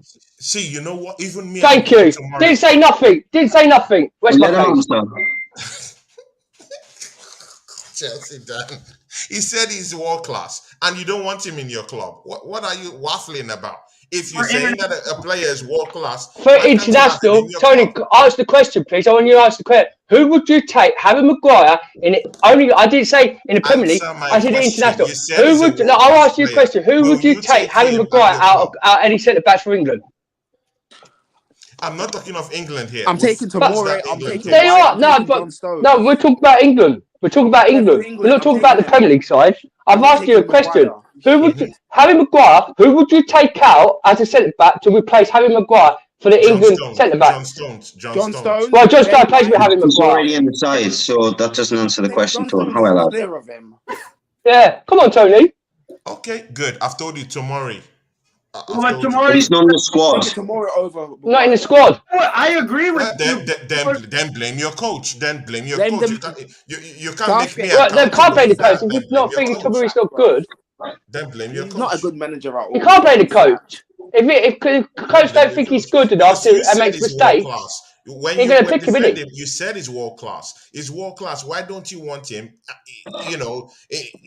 manning your defense in that Chelsea team? Actually, you even need a central defender right now because Koulibaly ain't cutting it, innit? He isn't, right? Why can't I didn't say Harry Maguire about world class being in the Premier League. I said in the international for England, and he is world class for England. He plays better for England than in the Premier League. Dan, let's jump in a second. Quick, Tony, I'll ask you a different question. What would your backline? I want to understand this. How can a player? I don't know if you guys are seeing this discrepancy. How can a player be world class in England and is not Foden's world class for Man City, but he's never been world class for England, so it's the same argument. Who? But you could say Foden. Foden's world class for Man City, but he's never really stepped it up for England until the other night. Thank you, Andy. How many chances? He's had 21 caps and he scored 3 goals. But you can't compare it to chances that and Henderson have gotten, for example, or Saka have gotten, for example. You can't compare it. If you want to compare in that way, then you have to give other players the same type of shot that Foden should get normally to be able to compare him to that standard. Tony, Foden is world class, though. That's the difference. He is world class for Man City. The Man City side would rip England apart. Foden is a world-class player in and that's what we're trying to say. That's why I was trying to ask you the question that I was going to ask you. Let's get away from the Harry Maguire question. What would your back line be for England in the next game? Because it'd be interesting to see whether you had Harry Maguire in there or you would pick somebody else. Bro, I'm a Harry Maguire hater, and I'm can't say nothing, Candy. Can't say nothing. Bro, look at him. He's smoked. He's quiet. There's no. Well, come on, Tony. What's your four back line for England? Tony, come on, tell us, my brother. Tony, as a Harry Maguire hater, I appreciate the hustle, bro. I commend. Yeah, definitely. I mean, I'm not his biggest fan even, but I've got to give credit. Yeah, but I'm not his biggest fan. But thank you, Andy. I'm not his biggest fan. But we need you to ask Tony a question, and he can't answer the question. Big up, Tony. Unlucky, Tony. You've just been smoked on your own show. Not at all. He's going to answer the question. He's just writing his team down. That's all. Yeah. Tony. You're a teacher. You're a teacher. You've got your pen and paper there. Come on, I want to know. We want to know who's your full-back line. He's on team picker.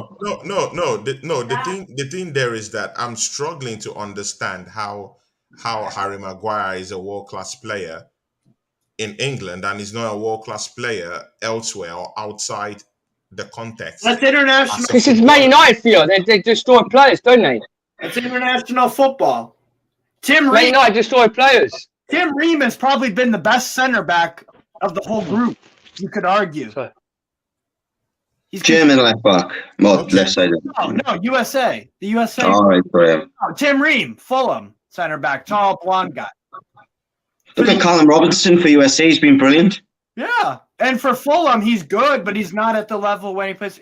That's international football, bro. I do think Anthony Robinson will be a good player at a club, but for the US, he's like another level. You've also got to look at systems. England play 2 holding midfielders. Man, you need to try to, but they don't. Yeah. And a back 4 with a high line. That's where Maguire gets exposed. That's when he looks like shite. Exactly. Of course, You can't play a high line with Maguire. It gets exposed like that. That's what I'm Yeah, saying. yeah, totally, Tony. You're right there. If you play a high line, you're fucked. Oh, Tony, yeah. See, it's because they're playing a back 5, and they're kind of like covering the paper cracks of everything that Harry Maguire does. Yeah, I agree with you. I agree. That's the problem. So if you're asking me for a replacement, well, I would take personally. As for me, I'll put a Ben White there. I'm sorry, but you can't because he's away home. Well, he's in England now. Like I said, it boils down to your coach. Tony, by process of elimination, what's left is Connor Cody. Eric Dyer, Connor Cody. So who do you play ahead of Maguire? You don't, do you? You play Maguire. John Stones and Connor Cody. No, pick one of 3, Tony. Pick one of 3 to play. Maguire, Cody, or Dyer. Yeah, pick one of 3. Go. I don't like Dyer. Okay, so not Dyer. Like so it's Cody then. So it's Cody. Yeah. He's never played in a World Cup before. That's all. Jesus, that took forever. I feel like I'm talking to Chelsea Dan clone. Well, any case you want. Just like you, Steve. Well, you know what? Because of you, Steve, because of Andy, because of you, Steve, Andy, Tony, look at your private chat. I've got to go. I really emergency, mate. I've got to go. And I hope everything's to prove okay. you guys wrong. Take care, Dan. Ryan, you wanted to say something. Dan, hope everything's okay, mate. Hope she's all right. I hope everything's okay, bro, Dan. Take care, lad. Jesus. I'm just gonna say, Tony, I'm gonna go and have my dinner. Yeah. See you, Tony. Man, big ups. Thanks for coming to the show, No man. problem. See you, big see you later, bro. I'll see you tomorrow. Yeah, man. Yeah. Yeah. So, Tony. Yeah. Connor Cody is not better than Maguire. Not by a long shot. I did not say he's better. I said you said it was the option. It was the option that was given to me, and I would just take him. Not because he's better, but because I don't want Maguire. So you're picking a worse player to sub in a player. How do you know he's worse? No, you're probably picking a player that he trusts. I get that. How? Why? I see why you would pick Cody in the sense of there's less errors. I'm talking to Steve. Like, what makes you feel that Cody isn't a more better defender than Maguire? Not internationally. No, in the never played in a World Cup for a start. Club side. Why? No, Maguire's fitness is loose. He ought not to come to the World Cup. It hasn't been a problem so far. It's just he wasn't here on merit. Southgate said that he will pick the team based on merit, and I agree with you on that. Yeah. So what are we talking about? We're already, but the because you just said that Cody is a worse defender. How did you know that? If he was picking the centre backs on merit, Tchaikovsky would be in the squad ahead of Cody. That's true. And Dan Burn. And Dan Burn. And Dan Burn. And Craig Dawson at West Ham, I'll be honest. But maybe not this season. But Dan Burn's better than Connor Cody, 100%. I don't think Connor Cody should be there. I think Dan Burn, Tarkowski as well. Cody's good on the ball. Give him that. About it. Yeah. That's about it. In the air, England don't really play out from the back. We don't tend to mess around at the back. So the only time you do is Spider Stones just playing beep, beep, beep, beep. And then there's a ball played through the middle to a midfield, and then we'll hope for a quick break. Yeah. Quick break. Yeah. I think Ryan's hit the nail on the head. Why would you play Cody when Maguire's better than him? So yeah, I wouldn't play Cody. Not only that, I think the philosophy of the side should be: let's not worry about our weaknesses. Let's look at our strengths. Yeah, our bench is lit with talent. Doesn't matter who you start. True. Really, let's be honest. Madison hasn't even had to get in a minute yet, and he could change a game in a heartbeat. Yeah. True. I agree. I'm just shocked at the defense for Maguire. So. But I accept. I can't believe I'm defending himself. You know what? Yeah, I'm not a proud person. I would accept it if I'm wrong. I'm not saying I'm wrong, but I'm just saying that I was outgunned here, And I Tony, accept it. No problem. There's Tony. no shame in being I out. don't give a fuck. But no problem. Like I We'll said, see it. Tony, I'll tell I'll put it in kind of a perspective to you, yeah. So when we're talking about Arsenal and we're saying how well we're playing, and other people come on the show and they say we'll just wait for them to slip up. We both say, like, where you getting that from, though? Like, where's that? Why do you think we're going to be playing well and then randomly slip up? So we always have that argument, but that is what you're saying about Maguire. He's playing well, but you're saying he's going to slip up. Like, where are you getting that from? And obviously, we know about the club performances, but for England, it doesn't happen for England, though. Very rare. See, Ryan, this guy wasn't in this team by merit. He ought He's to not be there in the first place. That's what I'm talking about. Sure. And again, in his club side, he hasn't played. Yeah, he ought not to be in this side. I feel he has lots of mistakes in him. It doesn't matter. See, all these players will come for criticism, whether we like it or not. Ryan, they will come.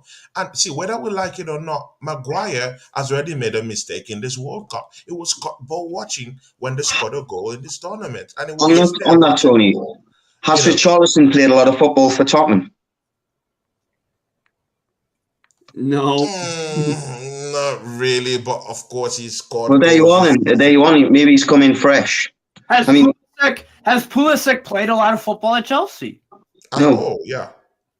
Has Hakim Ziyech played a lot of football? No. So what is the comparison here with? I'm saying the comparison is Richarlison. My comparison is Richarlison's not first choice at Tottenham. He's not first choice. If everyone's fit, he doesn't start. Same with Pulisic.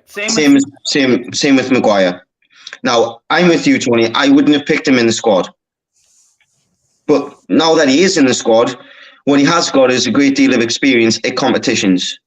And I'll tell you now, when you go from levels playing locally, playing county-wise, playing internationally, the higher up that you go, the more nervous you get. And the more nervous you get, the more mistakes you make. Yeah. Now, we know Maguire. The only time I really remember Maguire making a clanger for England was against Germany in the friendly recently. He made 3 maybe. He made a slight mistake against Iran, but it's a good finish. Pickford should actually save it, in my opinion. Yeah. But you admit he made a mistake. It was caught ball watching, right? Yes, he was caught ball watching. Yes, of course he was. The kid ran off the back of him and then hit it. Yes, I totally agree with you. Maguire, do you agree was caught ball watching? Yeah, but he wasn't the only one that was ball watching because what score was it then? You want to attempt the defense for him? 3 or 4-0 already. Was he caught ball watching? Game was won already anyway. Don't matter. Yes, he was. Imagine Tony as manager. One mistake and you're see, Ryan. Yeah, it's a good point, Steve. It's a sound point. Get him on the Qatarian government. One mistake, your head's on the block, man. Your head's on the block. Tony's got Arsenal invincible standards of these guys. Fucking one mistake, you're done. Bukayo Saka, you missed the penalty. Fuck off. Fuck off, Jadon Sancho. Fuck off, all these guys. You did one bad thing. Guys, just as well he's not the German manager that I'll be fucking lined up and shot.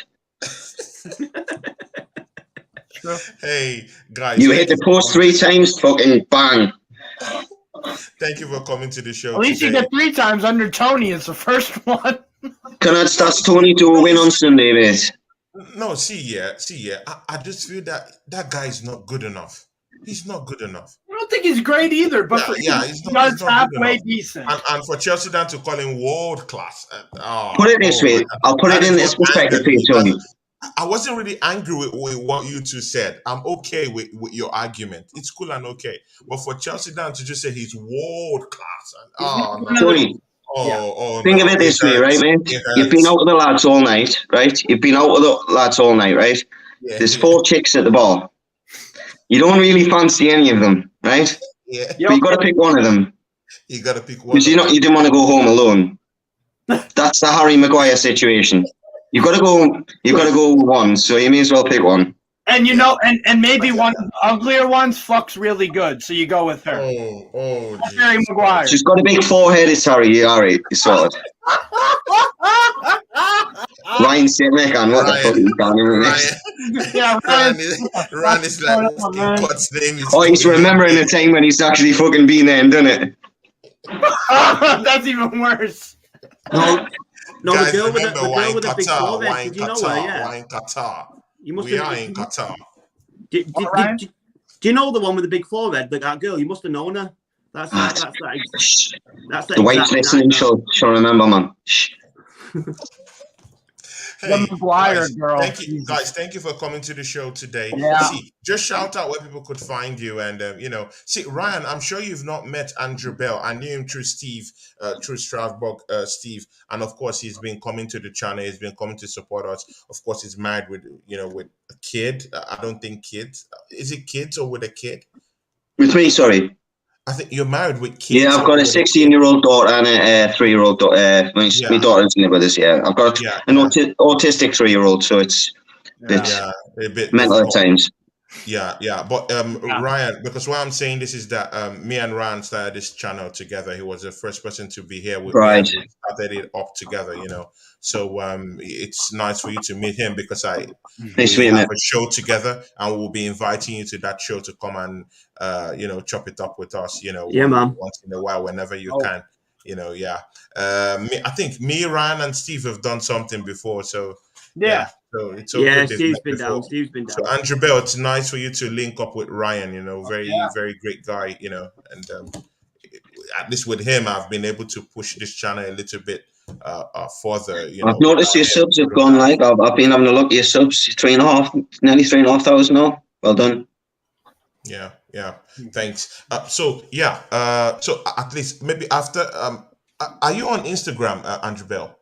No, I don't do all that shit. No. I'm on Facebook and Twitter, at AnnieBell861 on Twitter, but I'm not a big social media guy. Brian, you can add him on Twitter, so that you guys can, chop it up sometimes, talk about football or something like that. Great guy. Talk about Harry Maguire, Ryan. I'll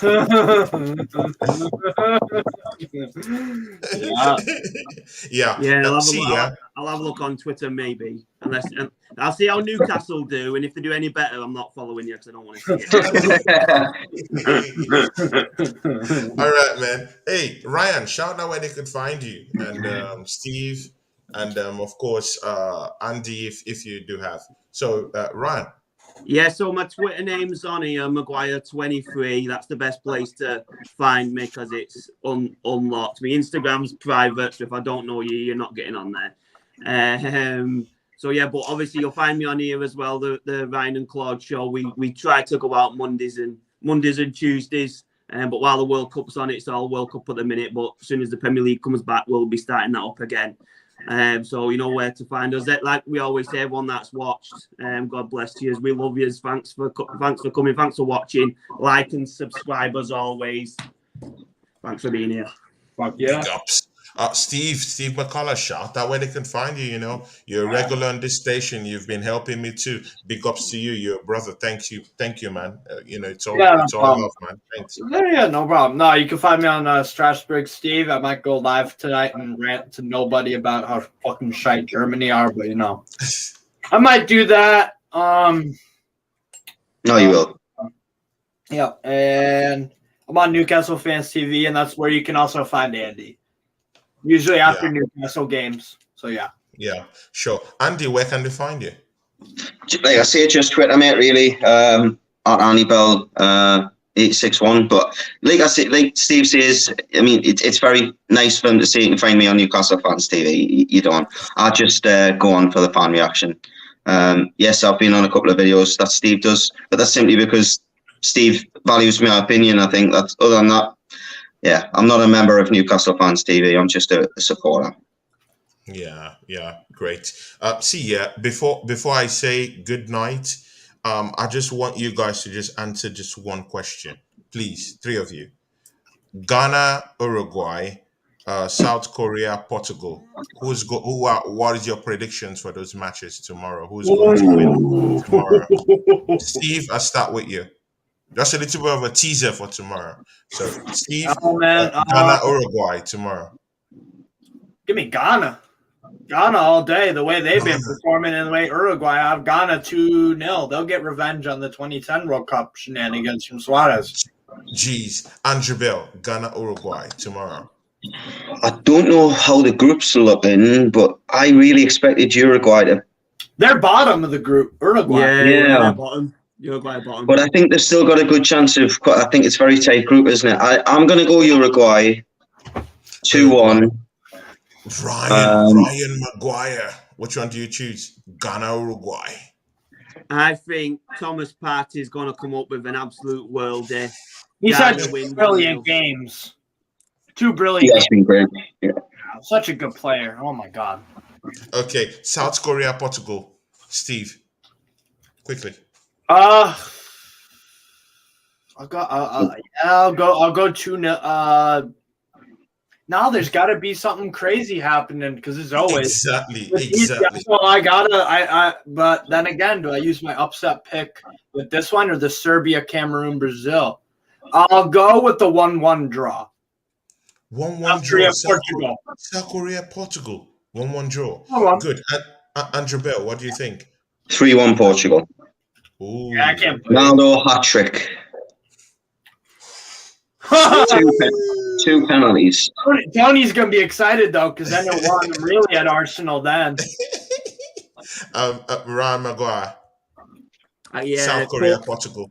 Portugal should win that unless I'm not sure if they're guaranteed to go through. They might play a weakened squad, but I'll look it up actually. I'll check that out for you. I know they're top, but it is close, I think. But they're guaranteed top 2. Guaranteed. Right, top so they should technically put a good squad out because they'll need to come top. So Portugal win. I reckon either 2-0, 3-1's a good shout. I'm looking for Ronaldo goal though as well. Okay. See the last one. Cameroon, Brazil. Steve. I'll go 1-1. No, 2-2. Give me 2-2. 2-2. 2. Okay. Wait. Boxer Ishaku here says, "I love Ryan." There you go, Ryan, you're getting lovers here. No lovers, just no lovers. I know. He says, "I love Steve too." I can't see Brazil losing to Cameroon. It'd be an upset even if it was a draw. So I'll go Brazil win that as well. By what score line? 2-0. 2-0. Good. Strasbourg, Steve, you've not given me yours. Exactly. No, I said 2-2. Cameroon, 2-2. Brazil. Good. And okay, Andrew Bell. Brazil, Cameroon. I think Brazil will make a few changes. I'll go Brazil 4-1. Brazil 4-1. Pressure's off. They've qualified. Right, but that could go the other way too. Like with Tunisia. But them type of players are just going to start playing, aren't they? Yeah. You'd hope, anyways. Okay, guys, I'll pick you on the last game for tomorrow. And trust me, it's the toughest. Trust me, it's legitimately the toughest one, apart from Ghana, Uruguay tomorrow. It's Switzerland versus Serbia. Steve, please tell us, man. What do you think? Yeah, exactly. It's a tough one. I'll back the Swiss 2-1. Oh, okay. You're going for Granit Xhaka. And I love Milinkovic Savic. He did. Serbia for me just haven't shown up so far. I've been disappointed if I'm honest. I can't really blame them, but you can't throw away a 3-1 lead to you can't do that, bro. Credit to Cameroon, obviously, but Jesus. Okay, Andrew Bell, what do you think about Serbia, Switzerland, and then Ryan Maguire? You close the show for us after you give us your predictions, please. Yeah, so Andrew Bell. Sorry, can you say that again? I didn't hear you there, Tony. Mate, I said Serbia versus Switzerland. Give us your predictions. Then Ryan Maguire will give us his predictions and close the show for us. I'm going to go the opposite of Steve. 2-1 Serbia. Okay. Interesting one. Ryan. I can't agree with Steve. However. Ryan. Yeah, I'm gonna agree with Andy. I think I feel the Serbia win. I fancy Mitrovic to have a good game. Yeah. So I'll go for a Serbia win. A Serbia win. What about you, Tony? What are your predictions? What's on the fence again? I think Switzerland will nick this one. What? For some reason, I just think that they Score? will nick this one. 1-0. What about Cameroon, Brazil? It's tough. I think that one is going to be tougher than we think. So I think Brazil would win that game by 2-1. Okay, I'm going 2-2. Okay, fair enough. And then what about the other two? It's Ghana, Uruguay, and South Korea, Portugal. Ghana, Uruguay. For some reason, I just think that Uruguay will beat Ghana. I'm sorry. Yeah, I do so. Yeah, for some weird reason, I think Suarez will turn into a vampire tomorrow. Oh God, bro! Somehow, someone's going to get sent off in that game. I think in that game, it's going to be a rough one. Can feel that in that game. Yeah. Yeah, I see that. And if it was me, I would be aiming straight for his teeth. Yeah. Someone's taking. If Suarez plays or comes on as a sub, he's getting taken out. Yeah, someone's on the stretcher. He's doing a twirl, isn't he? As he goes in for the ball, someone's sliding in and taking him clean out. And you know what? And you know what's worse? If softening them and that. Yeah. If Ghana are winning that game and he comes on as a late sub, that guy. Oh my God, that would be the worst. That would be the worst. To be fair, I heard the Qatari hospitals are pretty decent also, so he should be alright. Yeah. I also think that Portugal will find it difficult, but will still beat South Korea tomorrow. Probably maybe 2-0. Mr. B for Life says Ghana will beat Uruguay by 2-0. That's what I'm saying, man. I haven't been impressed at all. Brazil 4, Cameroon 2. What a goal! Serbia 2, Switzerland 1, and the final chart here it's Korea 2, Portugal 3. Ryan Maguire, close the show for us, my brother. Tony, that Mr. B for Life. Do you know what his first name is? No idea. No, I don't know his first name, but he's a member of our channel and he has contributed. I see him everywhere, man. The only reason I asked is just because I was going to give him a quick shout out there for giving us them scores. I really appreciate that. That's good to see. Being in the chat. Good to see people getting involved in the chat. Mr. B is a very supportive guy. Mr. B, if you're still there, whack your first name in, man. I can give you a proper shout out. He might feel peckish again. You heard Ryan, Mr. B. You can drop your real name or your first name. No, but seriously, I want to see Suarez play. I mean, that would be kind of funny to see him fucking donkey get fucking kicked around. I mean, imagine if he plays and just like smashes him off the park and scores an hat trick. They're going to be fucking fuming with him. He's capable of it, like any on his day. So imagine his celebration. Oh. It's going to be like, oh, I've saved it. The game with my hand. Yeah. Oops, sorry. He's gonna get like fucking stuff thrown at him, bro. Ryan, you've gotten his name. His name is Steve. Steve, we've got another Steve here, strong name. Steve, thanks for getting involved with them. Thanks for getting involved with them predictions. That's what we like to see. Great stuff. We love everyone getting involved. We love people asking questions because we'll always strive to answer any question unless it comes from Chelsea Dan, and then we tend to ignore it. But we know why. That's fine. I shouldn't have said that because of why he said he's gone away. I feel a bit bad now. But never. Usually when he's on form, we know what kind of questions he asks. Like, do we remember when Chelsea was on top? No, we don't remember. I'll cut that out. But like I said, everyone that gets involved, everyone that watches, everyone that asks questions and answers them, we appreciate every single one of you. Shout out to Emmy Babber as well for getting involved. Always shows up. I think Emmy was there from the start. One of the first people. Always turns up and massively appreciate it. And but We appreciate every single one of you. God bless to every single one of you out there watching the video. Absolutely. Like and subscribe. We love yous. Yeah. Take care, everybody. Big ups. Big Well, ups, everyone. fucking Catch sad. us up tomorrow in the last game for tomorrow. Big ups. Fuck Germany and everyone. So football. I thought